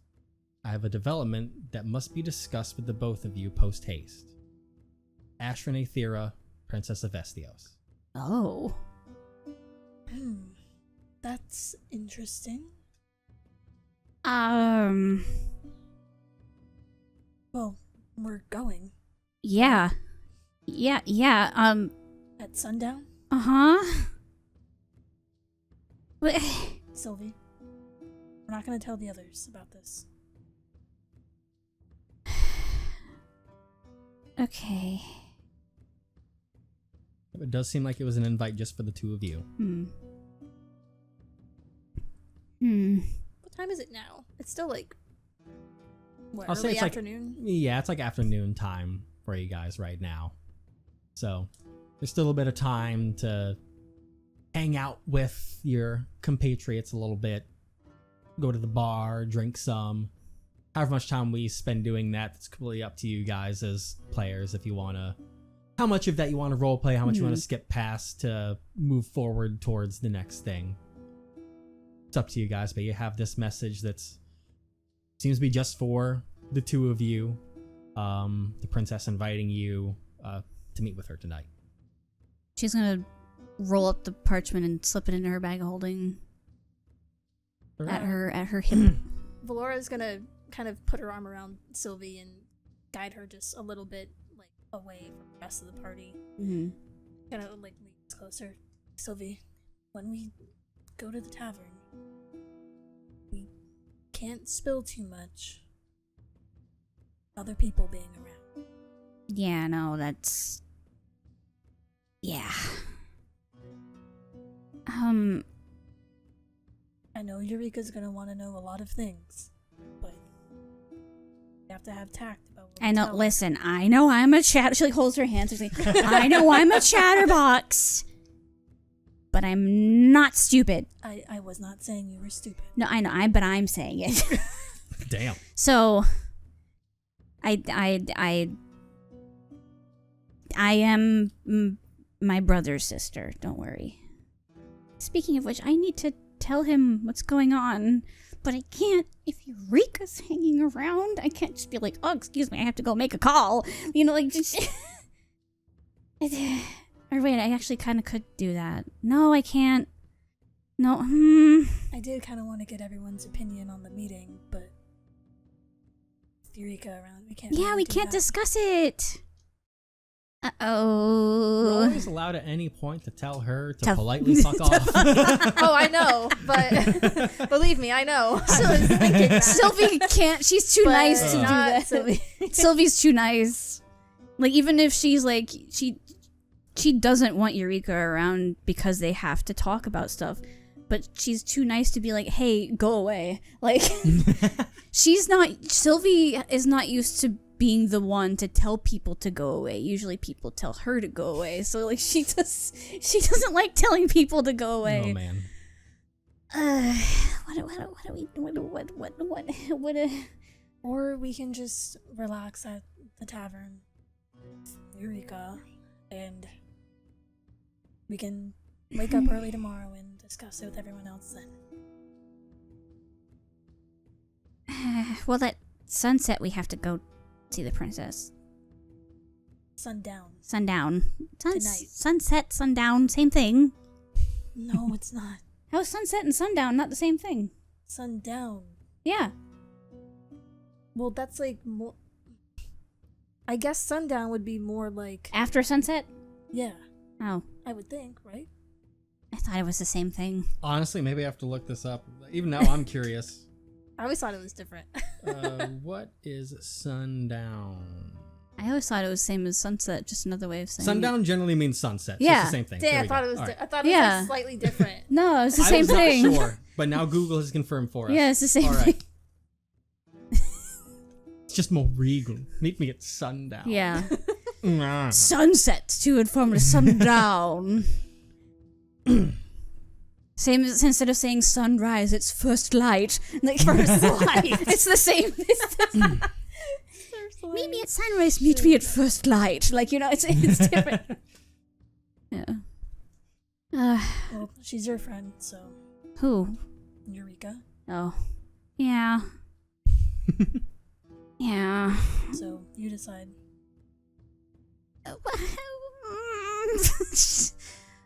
Okay, Valora, I really want to talk to my brother about this. And she's just kind of like doing that little like restless kind of very light bouncing on her heels while she's standing. It's like, You can talk to him after the talk with the princess. It's true. It's just because there's a lot more to say than 25 words. And if he has to meet up, what if he can't meet up before we have to go to the castle? When were you wanting to meet up with him? I wanted to get his opinion before we make a final decision. Oh, so tonight. Yes.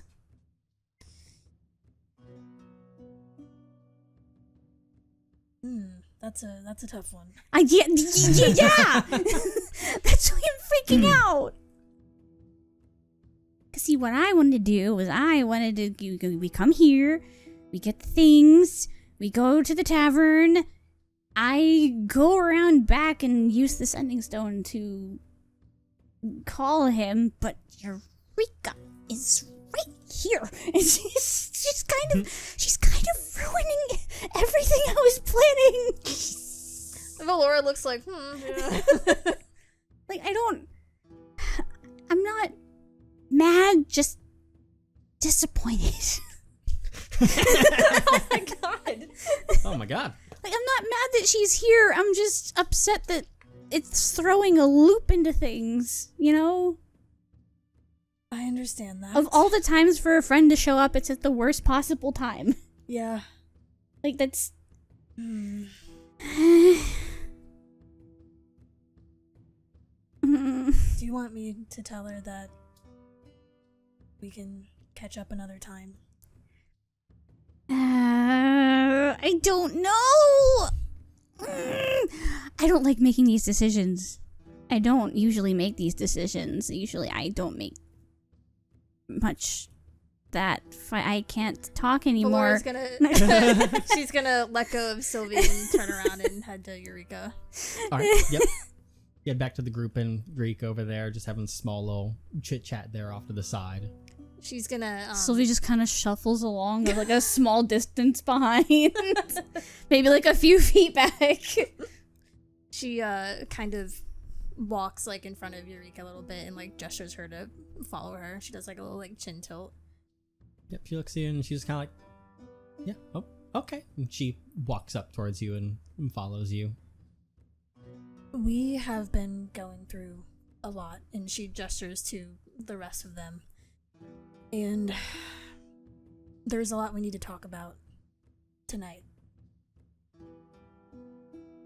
Unfortunately, we can't really have anyone else that wasn't involved with us right now. I know we said you could tag along, but we do really have things that need to be discussed immediately, so you could hang out with us another time, but today just doesn't work.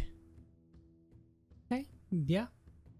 no worries. I get it. You know, I just arrived, but, you know, I see that clearly some insane things have been going on since you arrived. And she kind of like looks at your scars a little bit, showing just exactly how insane things have been since, you know, she's been gone and arrived back.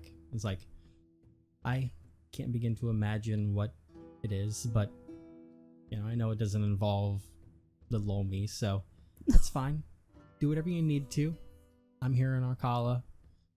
You know, if you guys are gonna be meeting over there at the R&R, then I can try and stop by tomorrow and catch up with you.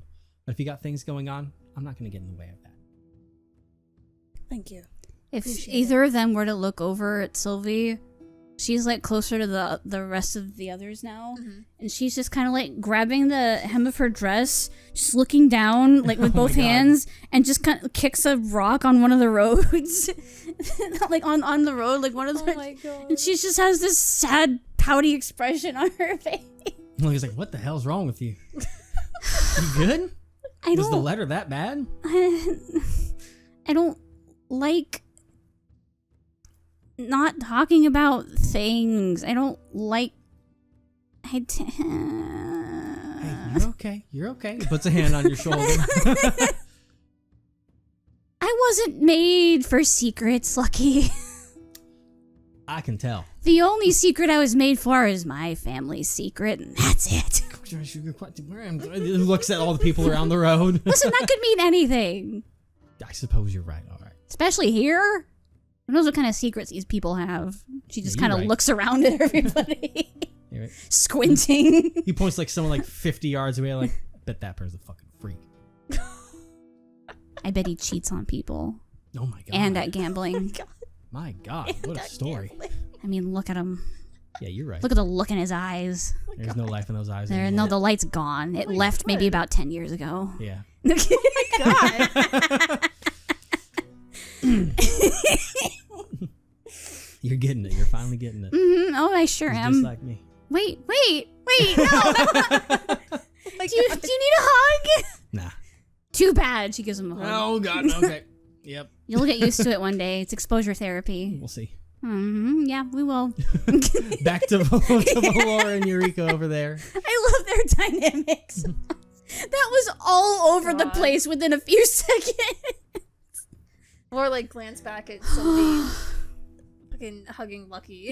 Against his will. Him just being like stiff. She just like shrugs and looks over at Eureka. Well, yes, you'll see us another time then. Yeah, absolutely. I look forward to it. Good luck with whatever's going on for you guys. I hope everything's okay. Thank you. All right. She like gives her like a slap on the back. Walks back to the Oh my god. Oh god. Oh, that's stiff. Ooh. Golly. What if she had sunburn? Oh my god. Oh my god. That would have been bad. Oh man. All right. Well, let me say toodles to them at least, bit quick, and then I'll get on. Maybe Crud needs some help with the shop or something. Laura's like lip grimaces at the word toodles. She, like, This goody two shoes. she's like, all right. Who says toodles? Only Sylvie would say toodle. So yeah, she follows you back, the group. I was like, all right, guys, it's been fun, but I'll let you guys do your thing for a bit. We'll talk more, maybe like tomorrow or something. We'll grab a drink at the tavern or something if there's a chance, or whatever works for you guys. Yeah, well, I think maybe, probably we'll be here tomorrow. Yes. She looks at Lucky. He shrugs. Probably. All right, I look forward to it. See you guys. And she gives a little gesture off and starts huffing it down the road. Seems you can catch up to Crud, who's carried away in his caravan. Oh my god. And now it's the party again. Valora looks at everyone. She goes, I think we should discuss the meeting when we get to the tavern. Yeah. Yeah, you're right. About Kinda what pips up everyone's a little going to bit. do. All right. Let's go. Spicy fruit punch. Spicy fruit punch, yes. Definitely over a drink. Yes. Mm-hmm. Or 2. Or 3. Well, take it easy. 2. 1.5. Okay. You guys make it back to the ever familiar R&R and take a little seat, order up a whole bunch of drinks for you guys, and sit around with the 5 of you, kind of pondering over what to do. And Lucky kind of sits down with a heavy sigh and goes, "So what's next?" Oh. Personally, I would like to get all of your guys' first instincts to what was said about whether you want to go or whether you want to stay. No hard feelings either way. Lucky is kind of the first one to speak up. And he gives a sigh. He's like, "Ugh, I got no horse in this race. I got all kinds of other horses I've got to corral up, metaphorically speaking. But fucking fate of Esthios this, fate of Esthios that. Seems like there's some crazy shit going on. And if people are in danger, my family is going to be in even more danger. Then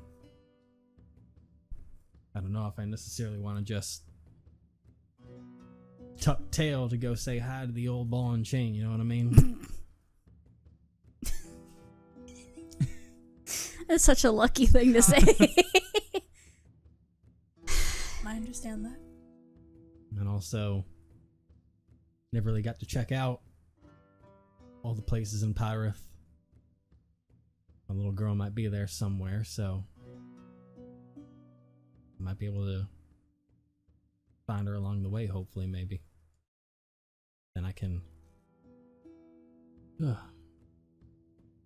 home with one more positive thing at least. That's what I'm telling myself. And I don't want y'all to die, so. Aw. It's so nice. Thank you. Because I mean, Appreciate your I mean, look what we've already been through together. Yeah, no. Quite frankly, I've already in the thick of it, so. I was saying, why run away you're now? already pretty, like, chest deep in at this point. Yeah. Al? Al is sitting there, sipping on beer through a straw. What? It takes a really hefty. Don't want to get it on the beard. Oh my god! Jesus Christ. Just half the glass is gone. Well, I don't really know much of what's going on, but you know, there's adventure there to be sure. But there's something about that apogee person. I can't say fella because that's not, you can't really say that. That's not a non-gendered term, so I don't know how to continue with that phrase with me trying to use slang. The apogee person. That's the best way I can say it on that one. Can you say fella to ladies and non-binaries? Is that a thing to do? Anyways, It's up to the individual what they're comfortable with, but yeah. maybe I should ask them tomorrow. But, Can I call you fella? how does that make you feel? But there's something about them that makes me really want to know what's going on because I don't remember anything anymore, and maybe I can figure something out because they singled me out for some reason. Can you still not talk about that? Maybe tomorrow they'll let me, but for now, if anything, it's just got me wondering why my name wasn't said in anything. Why did they want to talk to me? Can't really let that go. Yeah, if I had memory issues and they decided to pull me aside, I'd be a little suspicious too. Exactly, right? Yeah, I'd be like, wait, am I involved and I just don't remember? Yeah, so, yeah, I'm easily with you guys. Right. Millen? He's kind of like nervously tapping his fingers on the glass. He's like, I feel like we've been leaving him for last on purpose Yeah. to give him time to think. There's no pressure, I promise. I know there's not, at least not from you, but for me, I really want to do this whole, adventure hero thing, like all the stories I used to read as a kid. And, I don't know if I should turn back now, and what do? Go home and have my parents tell me they were right? And I just need to sit still and study and fall in line and go to school?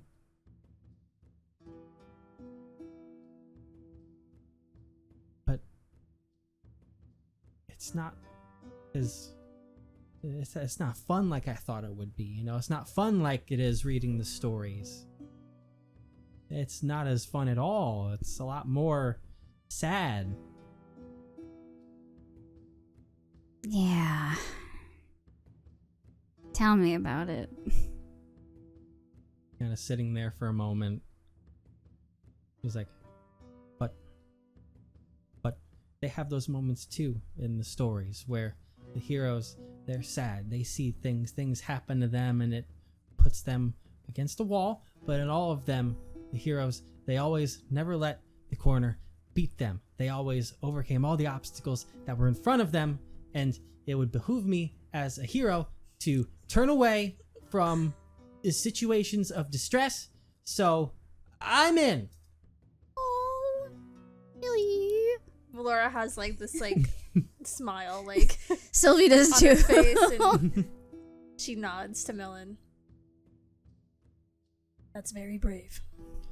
Thank you. Oh God. And he shakes as he picks up his water and is sipping it because he can't have alcohol. Yeah. Do you want just a sip of this? Just a little sip of this cocktail? Is that okay to do? As he kind of looks around at the bar just top. a sip of the, just a little sip. Just a little bit. And with super speed, just what and shoves it back over to you. It almost starts spilling over the side of the glass from the momentum. Oh. It's warm, isn't it? Oh, that's weird. Oh, that's weird. Isn't it weird that it's cold, but then it's warm? Oh, man. I made it fruit punch, though. But, it still has the temperature and the tingle. It's palatable. I can't change that. It's palatable, but weird. Right? Weird. I don't know about this yet. That's good. Valora's just drinking from her tankard of ale, and she just has this amused grin on her face. Now you'll have 2 years to consider if you want to keep doing that. Okay, yeah. Everyone else does it, so maybe I'll find a taste for it. I don't know. Don't succumb to peer pressure. Don't be like me. Oh my God. Well, it seems like all of the party is in agreement and in with you in one way or another. Silvie, I don't know about you, but I want to know what's going on. Yeah, I do too. And she just says it kind of just in a way that's she's just given in. At first she was worried about leaving because she came here to find her brother, found her brother, and now she's gonna have to go back. Mm-hmm. But yeah, we can't just walk away from this. No. We who knows what would happen if we did? We could fall into another trap again, and with this information that they're going to give us, we'll be more prepared to handle it. To defend ourselves. Exactly. So, tomorrow morning, we'll agree. Yes? Yeah. Yeah. Yeah. Yeah. I wonder what the princess wants to talk about.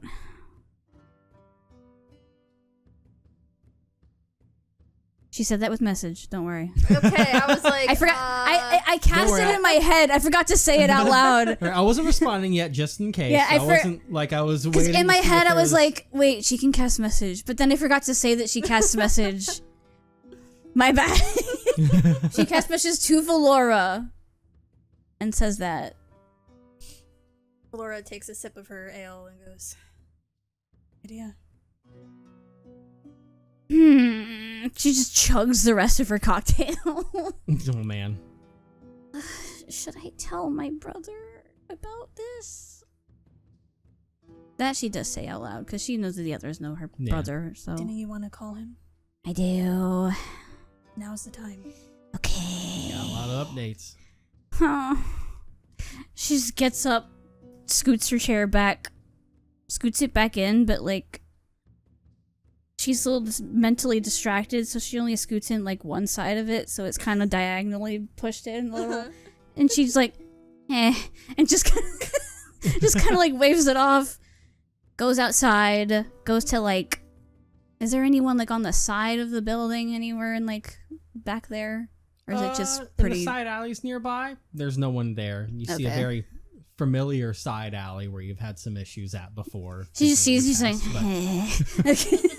but there's no one ironic around right now on this backside. Just go there, lean against the wall of the tavern outside in the alleyway, and take out the emergency sending stone. Yep.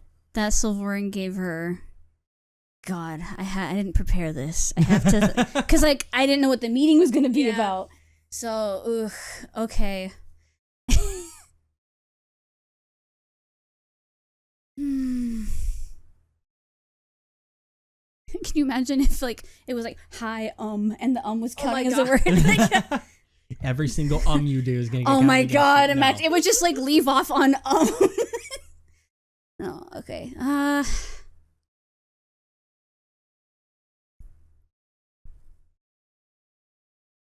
Me and Valora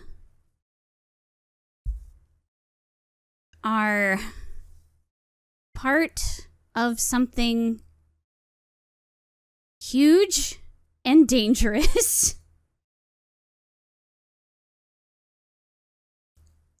The Apogee and King are involved. Too much to say this way.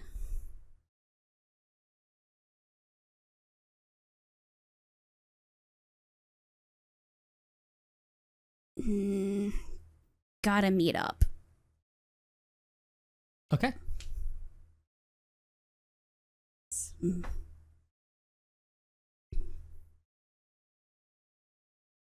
You send your message. You better answer. Wait a moment. Wait another moment. No response. It's okay. Maybe he's just in a position where he can't answer it right now. That's fine. Everything's fine. And she puts it in her pocket, not the bag of holding, but her pocket, and just in case. How long do you decide to wait out there? Probably a few minutes. Okay. She's kind of like tapping the sides of her legs as she's waiting, just kind of looking around. Come on. Please. About 5 minutes later, you get a response.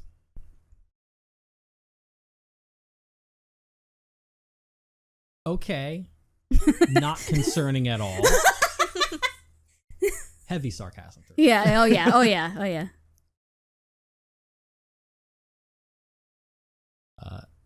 If you're able to meet up tonight, come to the our how should I do it? Trying to and our tavern. She like looks behind her.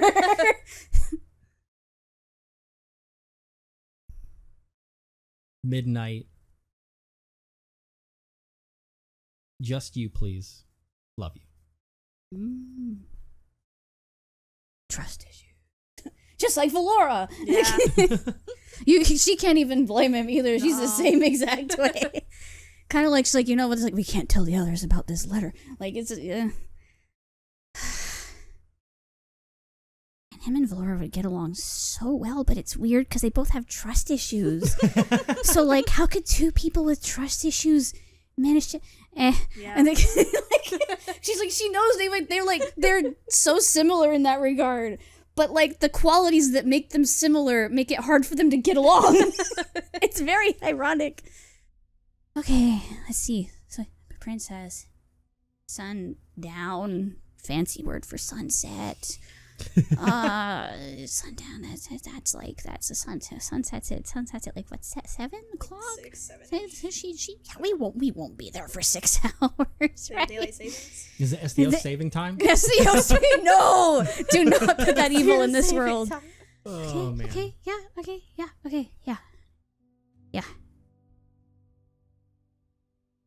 And then she just goes back in.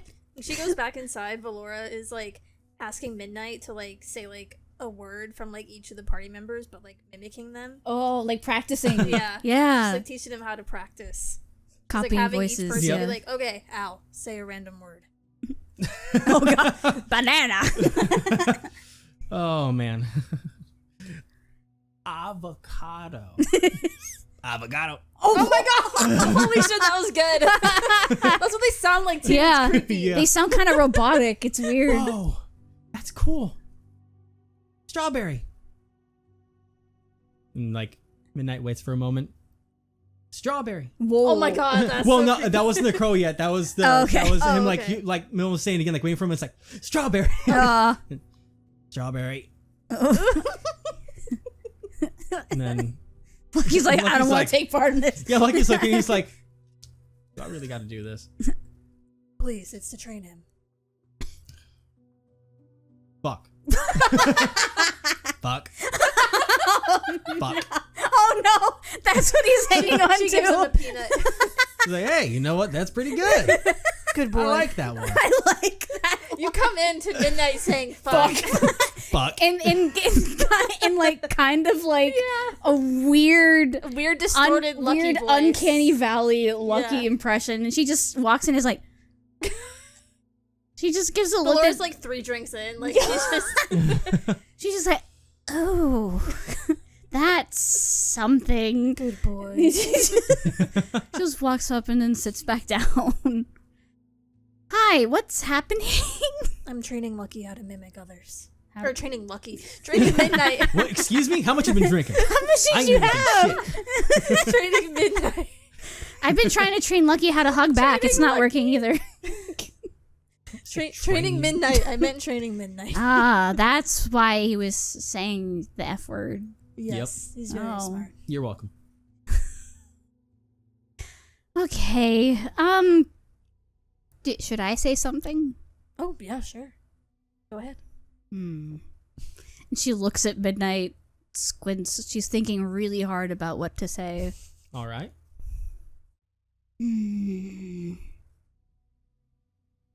Bamboozled. Man, I kind of cocks the head. Bamboozled. Oh my god. Look at him! He's bamboozled! Oh, Good God. boy. She Good gives him another boy. peanut. Who's a sweet prince? Not as sweet as my prince, but who's a sweet prince? She like pats his leg. He's sweeter than your prince. Well, he is smarter. I'll give him that. Mm-hmm. Yeah. I know, Bug. I know. One day I'll talk to you. One day. What was your discussion?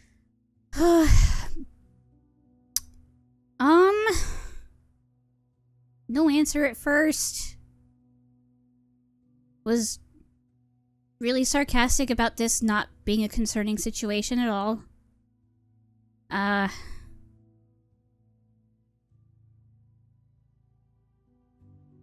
else did he say?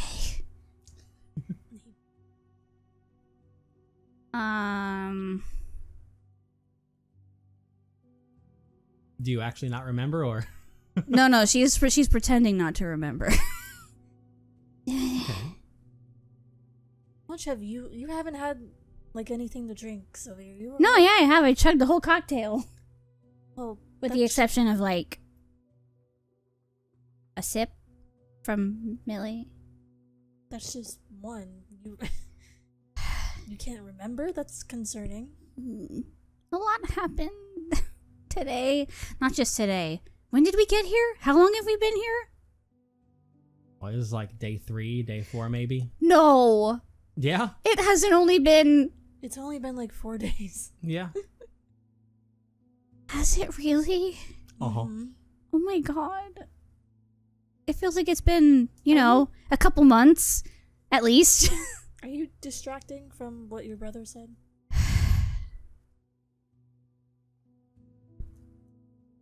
She cast message to you.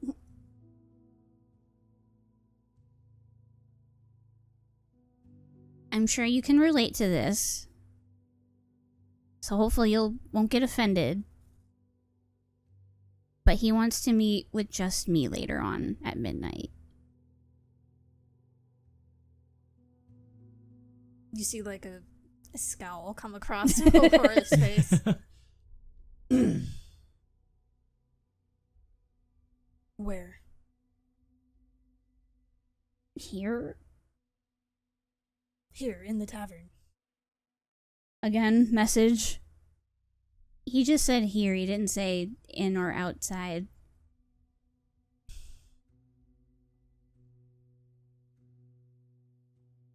She's like processing.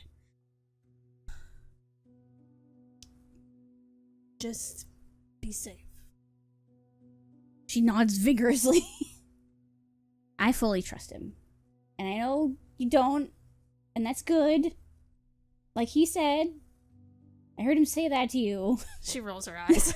He said, you know, it's healthy to have an amount of, caution to people, but, I've kind of literally known him for, like, my whole life.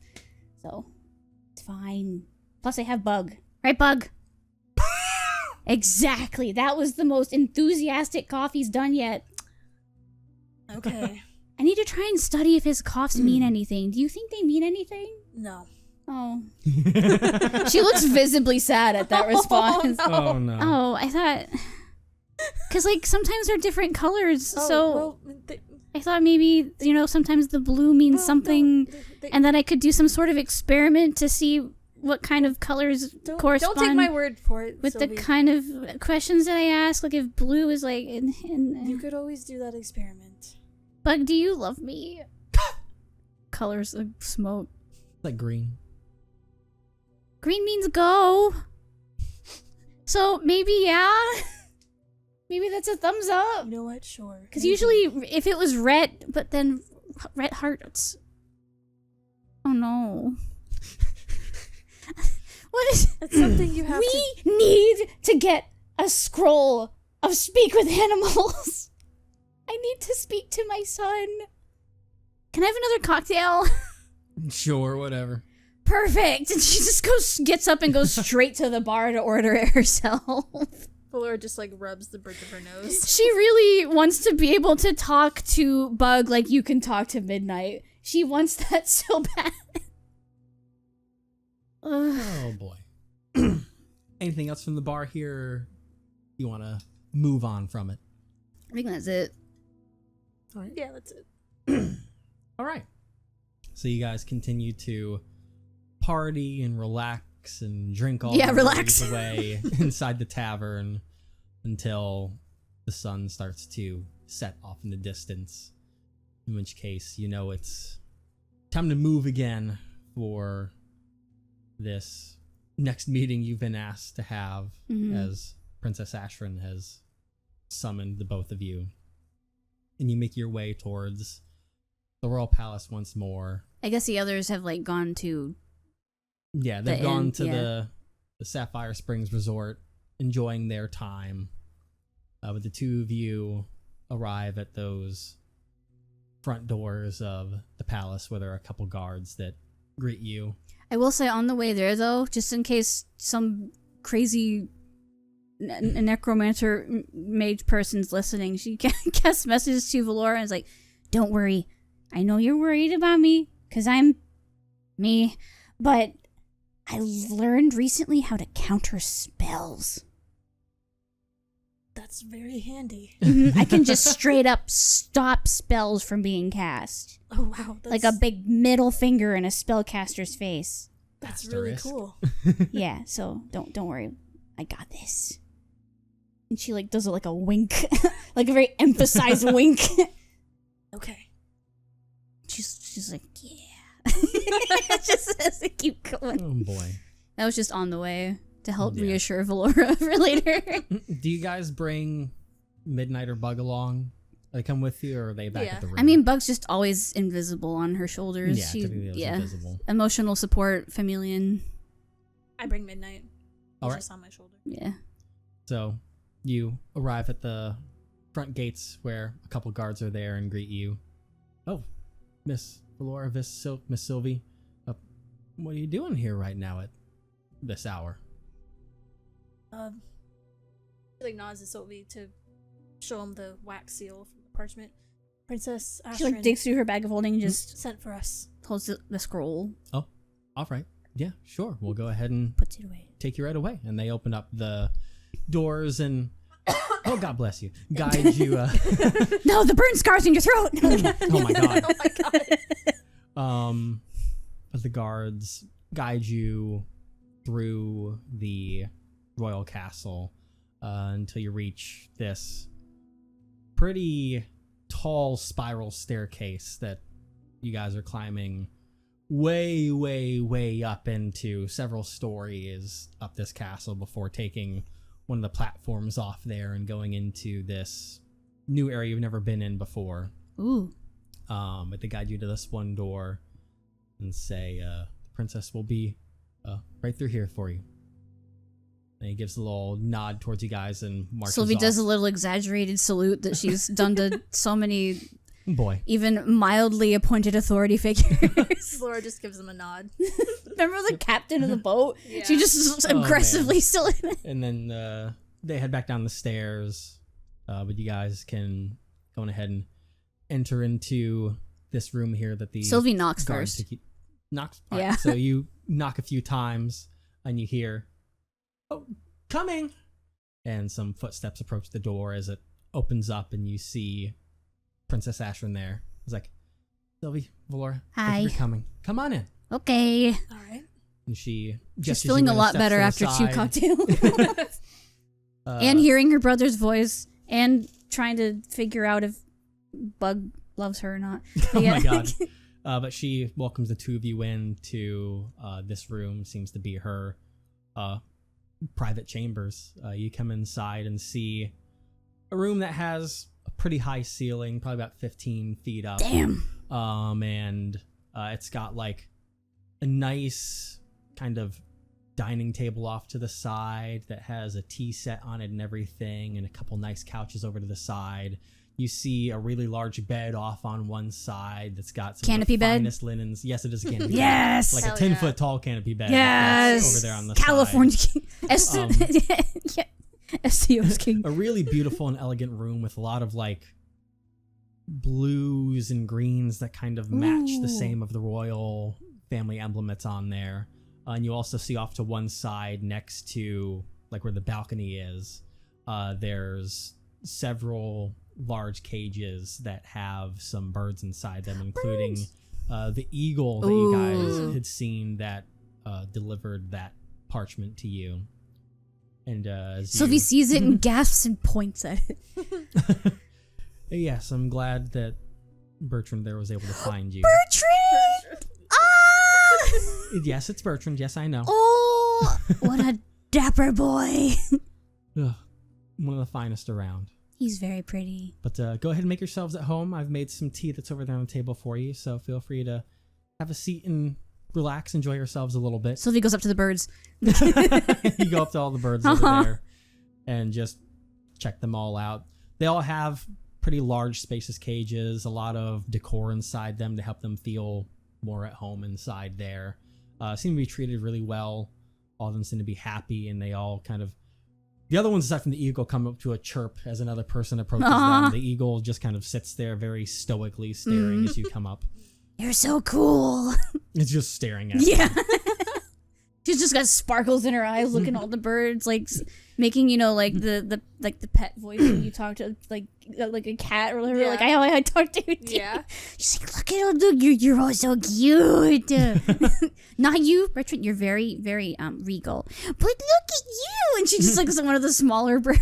Oh man, yeah, she's having the time of her life. Yeah, you see like a couple doves, No. and you see a couple like there are swans that are also in Damn. cages. Like she's got a few things around here that she seems to take. It's a care whole of a lot. aviary, basically. Yeah. Does she have like are the doves like the really rotund ones, the plump Sure. ones? Yes. Yes, the chunky Hell yeah. ones. Yeah. They're the chunky ones. Yes. Get out!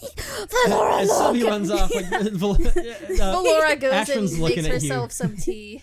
Yeah. He's like, yeah, make herself at home. I'm sure she'll be over here. They're soon." so She'll be chunk. there for a while. Look how chunk. Sylvie, I'm seriously coming up. I'm so glad that you like the birds. They're so. I just.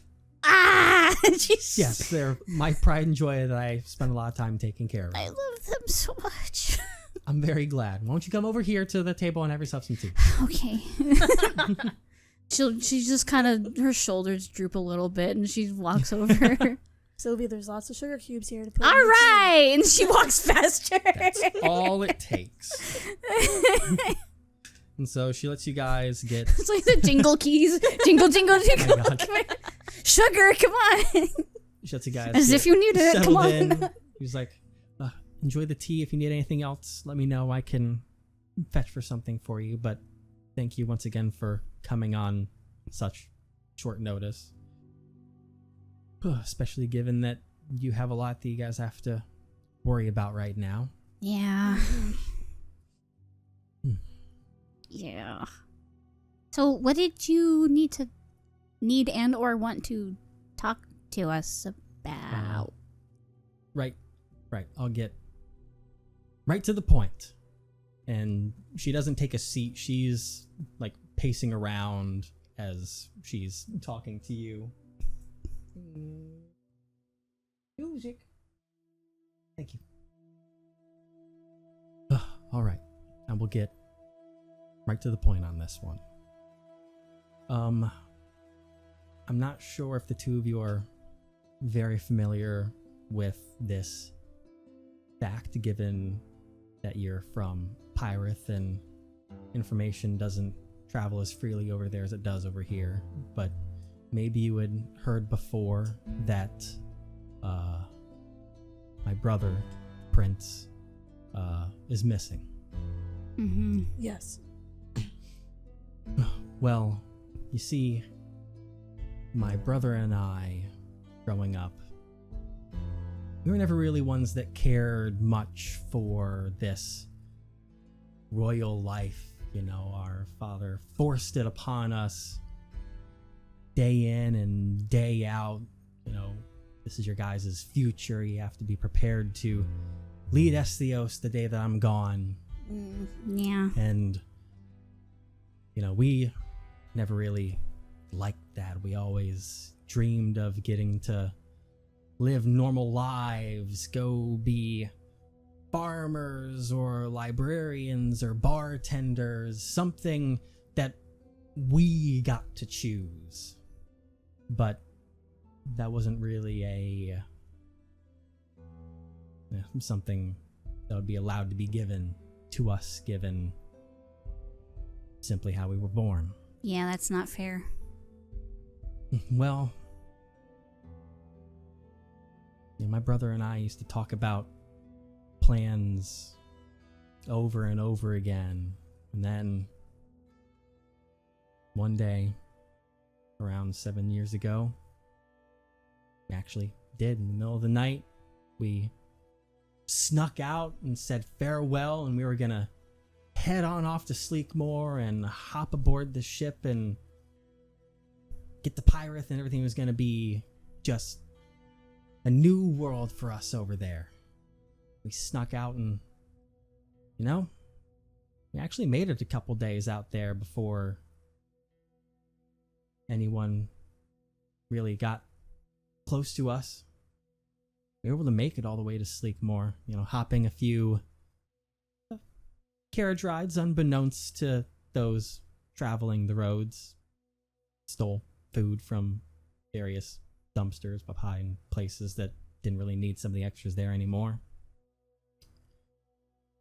But we never really thought about how dangerous it would be being children of the king walking about. Obviously at some point the king learned that we were missing at that time and all kinds of troops were sent out, but it seems like more people than just the Royal Guard found out.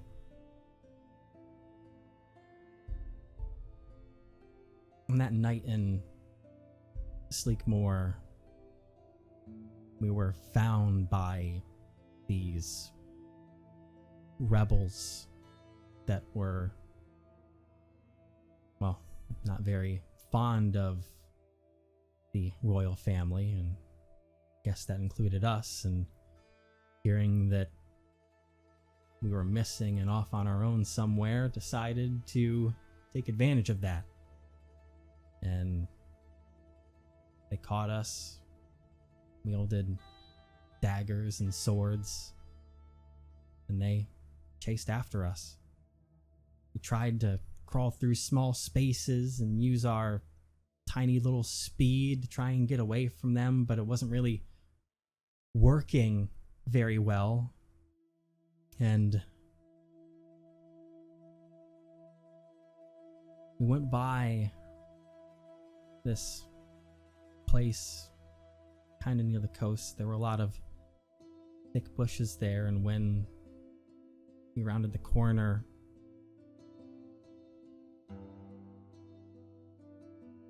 I told my brother to run for it, and I shoved him as hard as I could into the bushes, and then got the attention of those bandits, rebels, whoever they were. Made them follow me. I didn't get very far before they caught me, pinned me down, pulled the dagger on me. I realized that they weren't trying to kidnap me. They were trying to kill us. And I screamed bloody murder in that moment. And thankfully, because there were a lot of royal guards on high alert, some arrived right in the nick of time. That blade was against my throat before the knight that was with them absolutely cleaved them with his sword. It was actually Zoran who did that.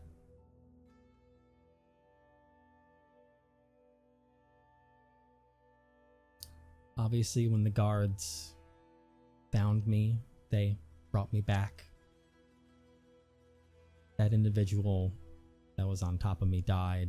A couple others were arrested. The rest were all able to flee.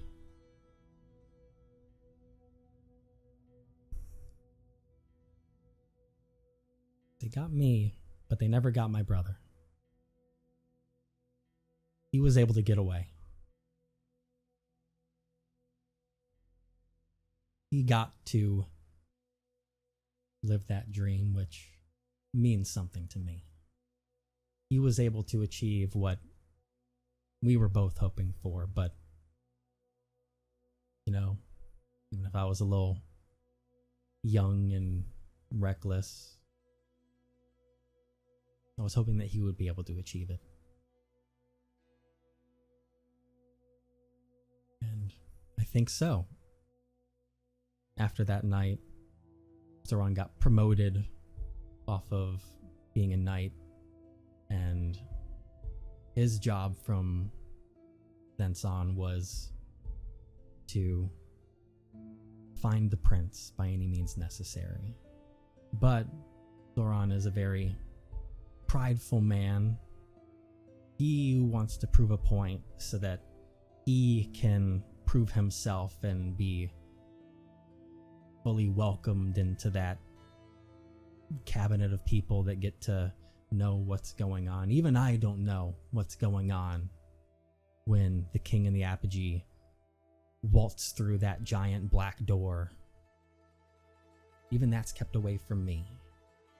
But Zoran's been hoping that if he can find the prince himself, that he'd be welcomed in there. That's why he even convinced the king not to put up wanted posters for him, saying that it would just make him go in hiding more and make him more difficult to find. It has to be secret, has to be on the down low.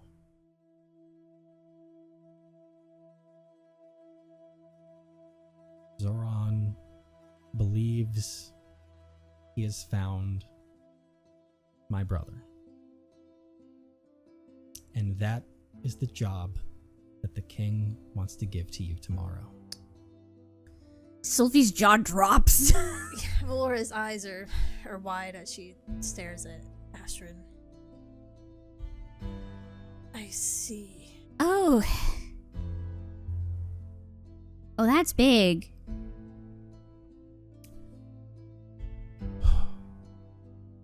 I know it's a lot of me to ask.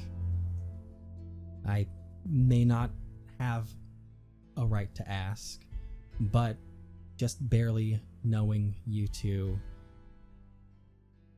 I see the pureness that is in you two. Something that's not power hungry like everyone else around here is. I see genuine people that want the best, and I come to you because when tomorrow comes, I want you to accept the job. But if wherever you go, if wherever that they take you, if that is him, I want you to help get him away somehow. Get him someplace where any trail that Zoran had can run cold, and you can come back with maybe something random and say that the target wasn't actually him and that he's still missing or something. I know it's a lot of me to ask, but it's all I wish for from you. I know that it may complicate things upon coming back with the king, but for the sake of no one here wants, well, neither of us want to have this life, and I've tried my best to carry on so that in my belief he can continue to, be doing whatever it is that he is. And you two are the only people that I could possibly trust with this.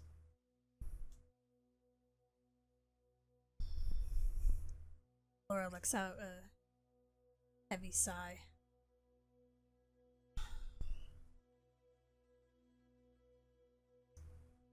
I take it you've thought of the consequences of what would happen if Father found out that we lied to him. She gives quite a heavy sigh. I know. I've thought about it a lot.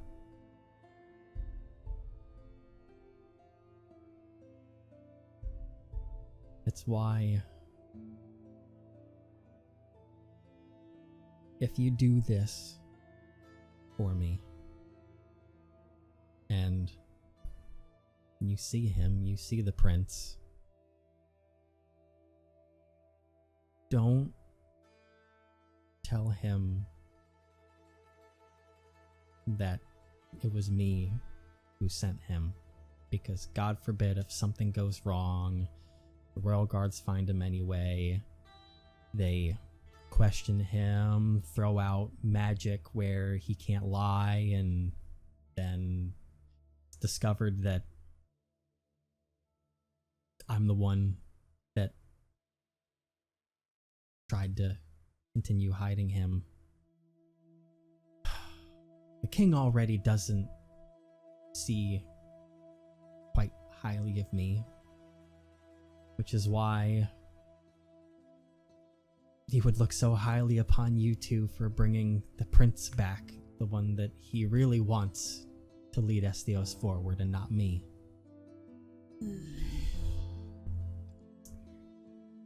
Yeah, but if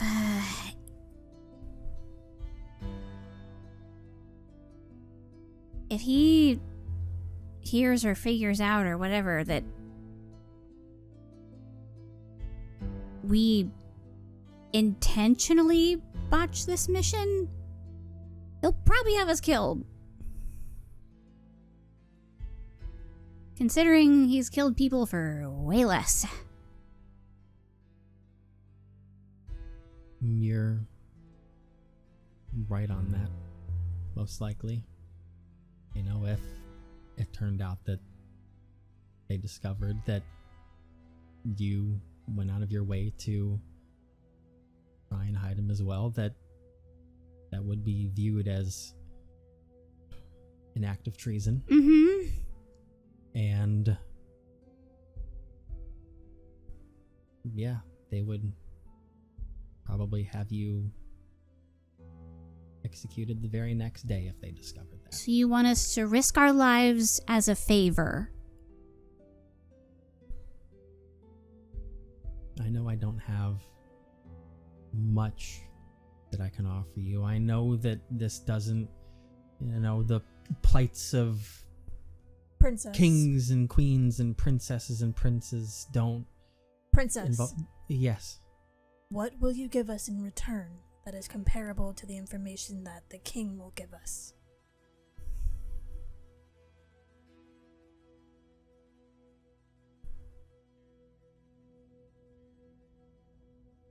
And you see that her face goes ghost white. She says, "That's the thing. I have nothing. My father, the king, never gave me enough authority yet to be able to offer riches or favors or anything." And you see that a tear starts to stream down her face. All I can offer is a final plea, if you would, to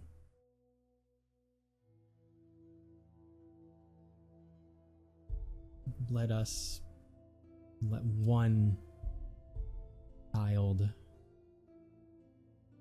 continue to live free. And I knew going into this with nothing to offer that the answer may be no, and I can't blame you at the end of that. If you come back with the prince in tow, I get it. You have a lot more going on than to worry about me or the prince and anyone's needs. It's simply a person-to-person beg and plead to allow him to live out his life in peace. Can I make an insight check to see if she's being genuine in the whole motive of this is purely all for her brother's sake, or if there's something more in it for her that she's hiding. Yeah, you can make an insight check. Sylvie's locked in. Come on, Rainbow D20. You want to do it again? That'd be great. No, but that is an unnatural 20. An unnatural 20. I love the words of unnatural 20. Instead of dirty, it's unnatural. It's a filthy 20. You're looking at the princess and all these moments, taking it all in. And it seems to come from a genuine place. There's nothing that's showing signs here of deception or anything like that. At least not that you can tell. Mm-hmm. But, you know, with your role that you had, you know, you feel confident in your reading. You know, listening to the story, you know, it seems to simply be someone who sees that, you know, if the prince has been discovered, that what happened back then, the peace that she believes that the prince got to have, is at the end of its road. And this is probably the last and only thing that she could possibly do to try and protect the prince. Which is where, as you could saw, she knows that it may not be effective. She has nothing to offer you aside in return for us literally risking our lives. Aside from a story, she knows that it's selfish and dangerous, but she feels she has nothing else she can turn to anymore, and that this is the last thing she could possibly try and achieve. Valora, she stands up. She looks at Astrid. I know what it's like to want to be free. Duties. Of everything else. But I am not willing to risk my life to help a stranger do that. Sorry. You see her eyes kind of gloss over, and she kind of nods, bounces her head a bit, almost not even thinking of it. It's like, I know, I see it. It was always a stretch. It was always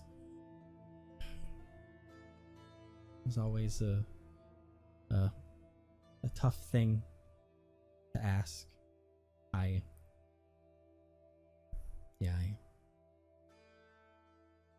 That's all I could try. I know it was dumb of me to think that you would say yes to it. I know there's so much more going on than just me and the prince. It wasn't dumb. It wasn't. I would have done the same thing. You wanted to help brother, someone that you love. Trust me, I know how that feels. Of course. And it's just... There's just too much at stake. There's a lot that we don't know. Yeah. And this isn't anything personal against you. I You've know. been nothing but lovely. Thank you. You're the loveliest person in this castle that lives here. You are, and I'm sure your brother is the same.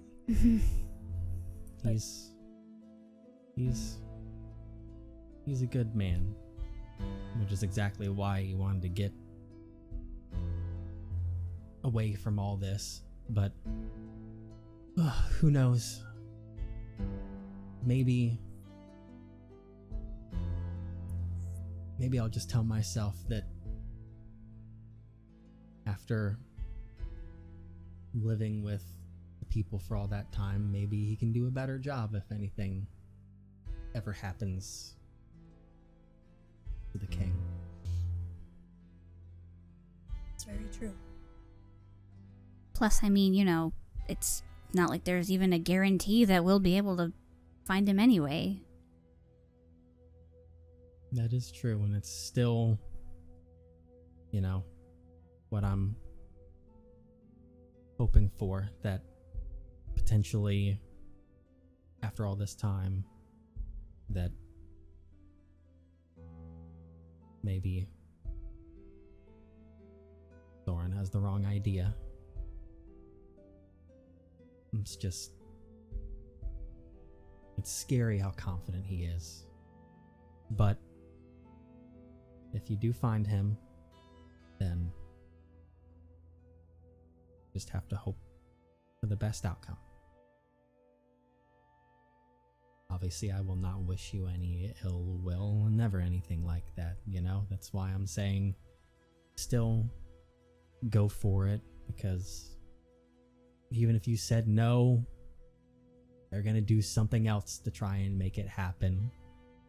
At least I can trust in you guys to handle the situation properly, and it'll also help the two of you keep high regards while being more kind souls than certain power-hungry ones around here.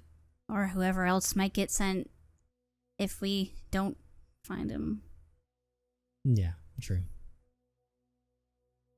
And who knows, maybe something will work out where by some miracle we could guarantee that he could get away and we don't get executed publicly. Well, I mean, as long as you're not, you know, hiding anything, or if you, for some reason, stumble into something that works, and, you know, maybe I'll pray to the gods every night that somehow that just falls into your lap.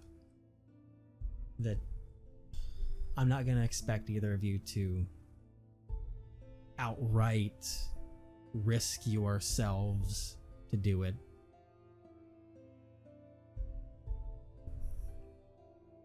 Just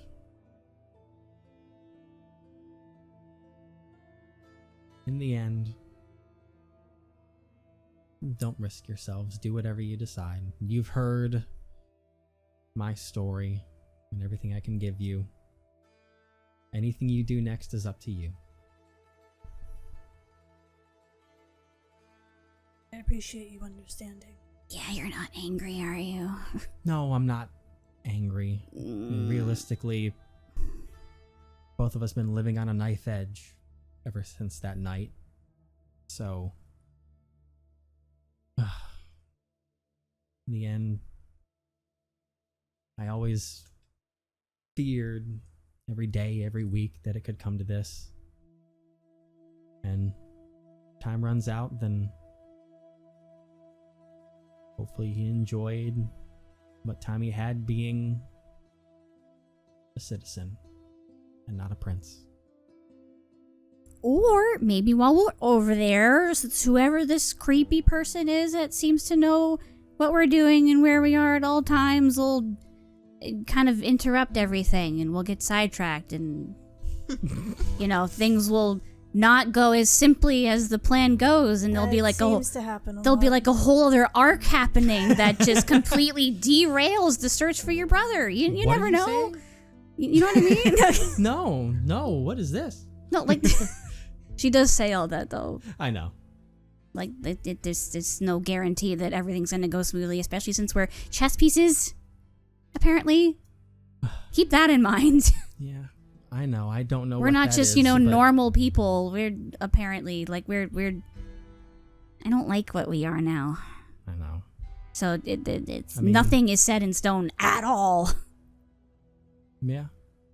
Because you're acting like we're guaranteed to find him, and he's guaranteed to be brought back. No, I know it's all. We might not even survive Don't say that. I'm just saying. You know, I'm just start sipping the tea. Anxiously sipping tea. I appreciate the both of you at least hearing me out. So if you have any questions, feel free to ask. But if not, I've said all I can and you're free to leave. Princess, Yeah. your brother is confirmed to be in Pyrith. Allegedly. That's what they believe, yeah.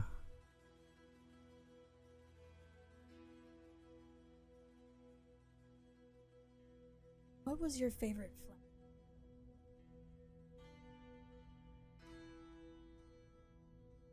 God, I haven't thought about flowers in so long I can't remember. When you were Why? little.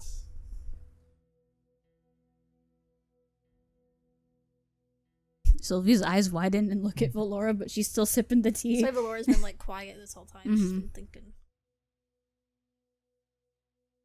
I haven't thought about that in so long. Why? That's such a Or strange color. thing to ask.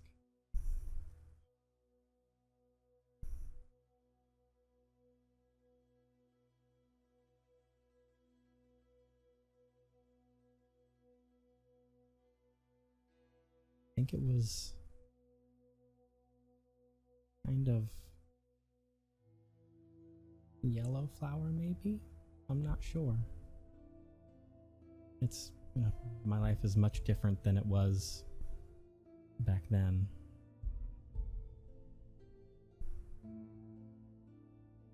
Why do you ask?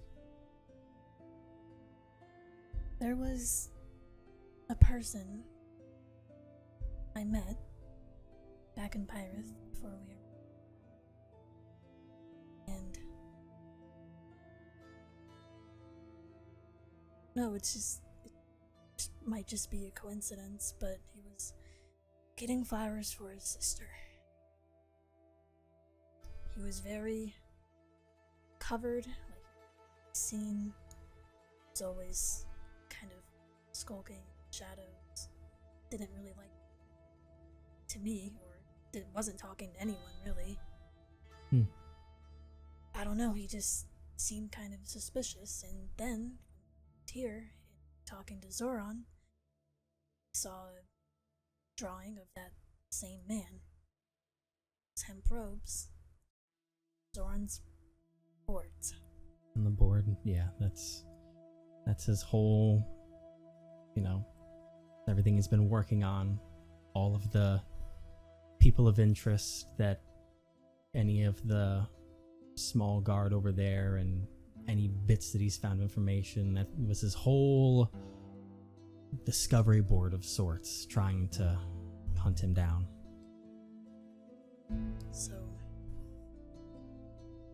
I unfortunately think that he has somewhat of a right to be a bit confident about the whereabouts of your brother. I see. But if that was him, I believe he thinks you're dead. I can't blame him.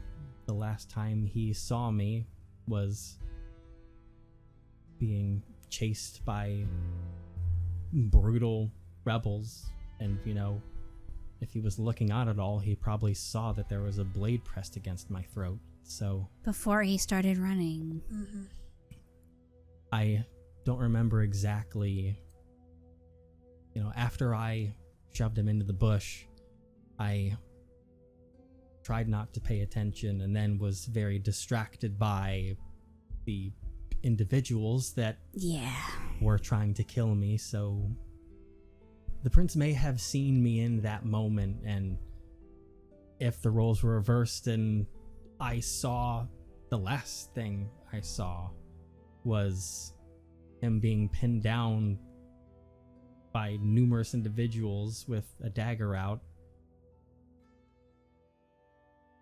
Yeah, I'd probably think the worst too. And then it doesn't help that information doesn't carry very well over in Pyrith. I haven't done anything of note to be in fancy newspapers To show that all you these are years. alive, yeah. The king doesn't give me many jobs or anything to prove my worth of the next in line. He's still been very confident that the prince would turn up one day, and since he's the older one, he's the rightful heir and will make the king happy once again. What if we do find him and he learns that you're alive? If that is what's happening, what if that actually makes him want to come home? If that's the case, then I mean, let him do what he wants. That's the biggest thing from me is if he hears that and it makes him happy, then that's all I want at the end of the day is for him to be happy. So maybe that'll be something, I don't know. All I have are childish dreams when we were young teenagers on the run.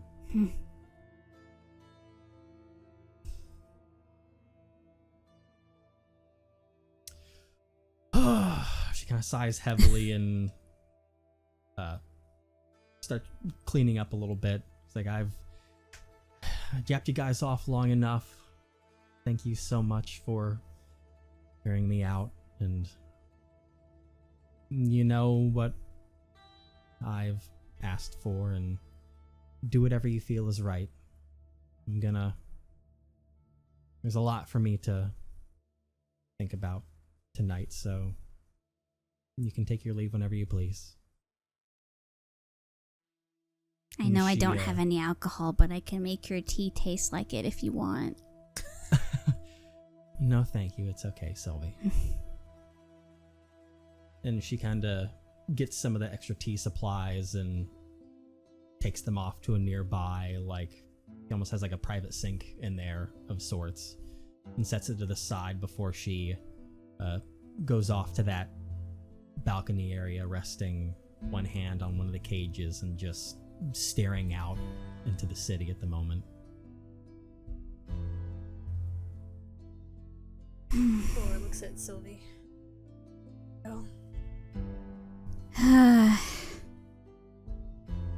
Yeah. Say bye. Yeah. Okay. I know how she feels. I know. Sylvie's gonna run up to the balcony. Just kind of like stand next to her. I get where you're coming from. I would do anything for my brother, and he would do anything for me, and he's already done a lot for me, and he's my older brother, so we're very similar in that regard. Yeah. I get where you're coming from. I appreciate that. I do. We'll see what happens. All right. I'm gonna hope for an ending where everyone's happy, because that's what I want. Kind of gives a bit of a slight chuckle. Don't we all? You want a hug? Sure. She holds her arms out, gives her a nice tight hug, genuine hug, not just a goofy one. Yep. You get a very gentle hug, seeing that, you know, there's just a lot on her mind right now. Yeah. But she still responds and reciprocates with it. But not exactly 100%. It's almost like partially subconsciously giving a hug back. Yeah. Yeah. I know someone who might cheer you up. Hey, Bug. Friend. Oh my God. And then Bug just appears in a puff of smoke. This is Bug. Hi, Bug. He's my little boy. He's a. Do you know what a chameleon is? No, can't say. Well, I that's do. what he is apparently. Okay. And she kind of like leans forward down a little bit. Well, hello there, Bug. And Bug like crawls off of you and crawls onto her shoulders really quick and looks Princess in the face. You think maybe it's really hard to tell with him sometimes. He cheers me up when I'm not doing great, so maybe he could give you a little boost before we go. Okay, I mean, it's definitely something. Isn't he silly? Bug's giant tongue comes out and licks across her face. She's like, Bug, okay. no, that's no. something. And she picks him up off of her shoulders. Like, I didn't know he was going to do that. I'm sorry. It's okay. It's okay. He's special. And she's like laughing at the moment. And is She like, puts him back on her own shoulder. Do you Ugh. want me to clean that up? I can do that. That would be delightful. Yeah, she prestidigitations her face free of chameleon saliva. Oh, wow. Okay, thank you. Yeah, I didn't know he was gonna do that. That's a new one. It's okay. He okay. never gives me kisses. Bug, what the hell? And like she's you. All right. Did that help? Probably not. It helped a little bit. Okay, Yeah. I'm sorry. It's okay. Don't worry about it. Bad boy. While they're talking, Valora's just gonna casually walk around the room just to see if anything catches her eye, anything out of the ordinary for a princess, anything that Out of place. looking out of place. Yeah. Like Valora doesn't trust anyone, so Yeah. she's looking for something Okay. that is like that shouldn't be in a princess's room. Yeah. Make an investigation check. That way.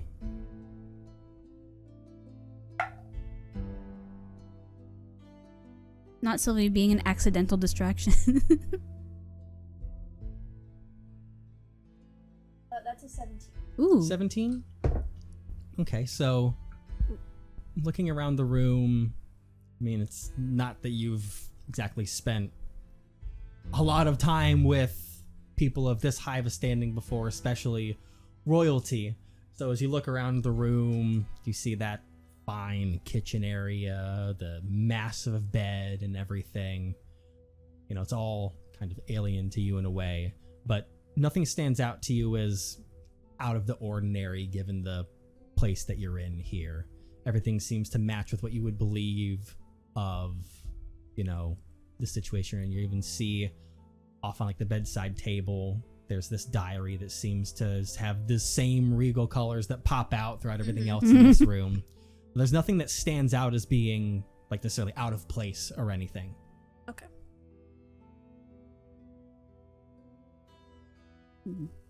Anything else from Sylvie over there, or? No, she's just scolding Bug and says last little goodbye. Good night. Don't stay up too late. No, wait, you're an elf. Still don't stay up too late. Thank you. Get good trance. Thank you. You two go get some good rest, and Right, I could have said rest. Sorry. you, you know, if you two take the job, safe travels, and good luck with everything out there. Thanks.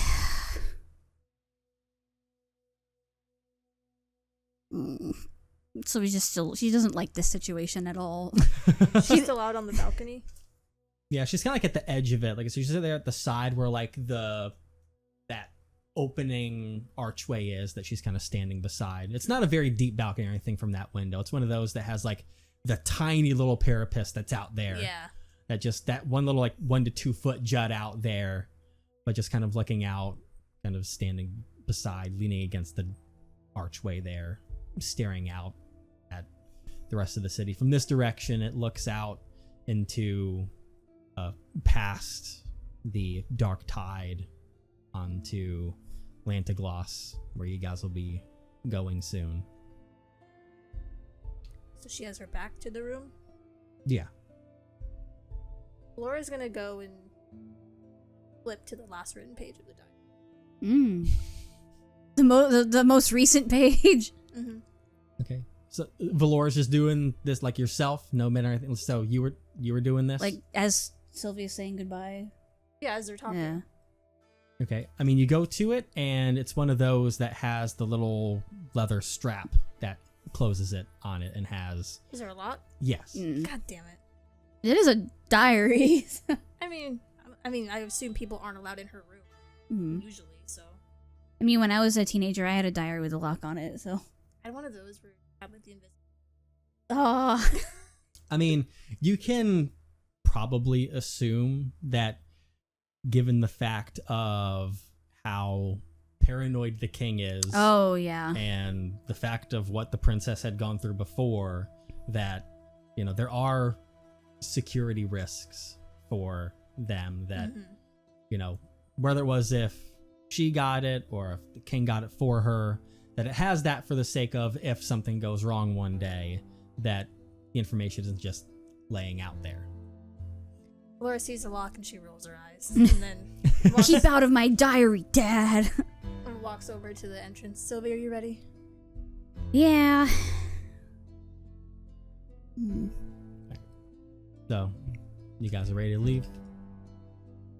Laura looks at Astra and... I'm sorry again. Truly. She turns back and gives a slight smile. And once again, don't worry, I completely understand. And whatever you do, I'm not going to hold it against you. Like I said, you know, do the best thing that you can. All right. Good night, then. Good night. Good night, Ashrin, with no princess title. And she winks. Good night, Silvie. Well, you say you don't like the whole princess thing, so, you know, No, I know, casual, it was- casual. It was nice. I appreciate it. Thank you. I try a lot, too much, all the time. It's okay. Good night. Good night. She just kind of turns around awkwardly and goes to Valora. And you guys leave the princess's room and make your way out of the royal palace into the city as night sets in.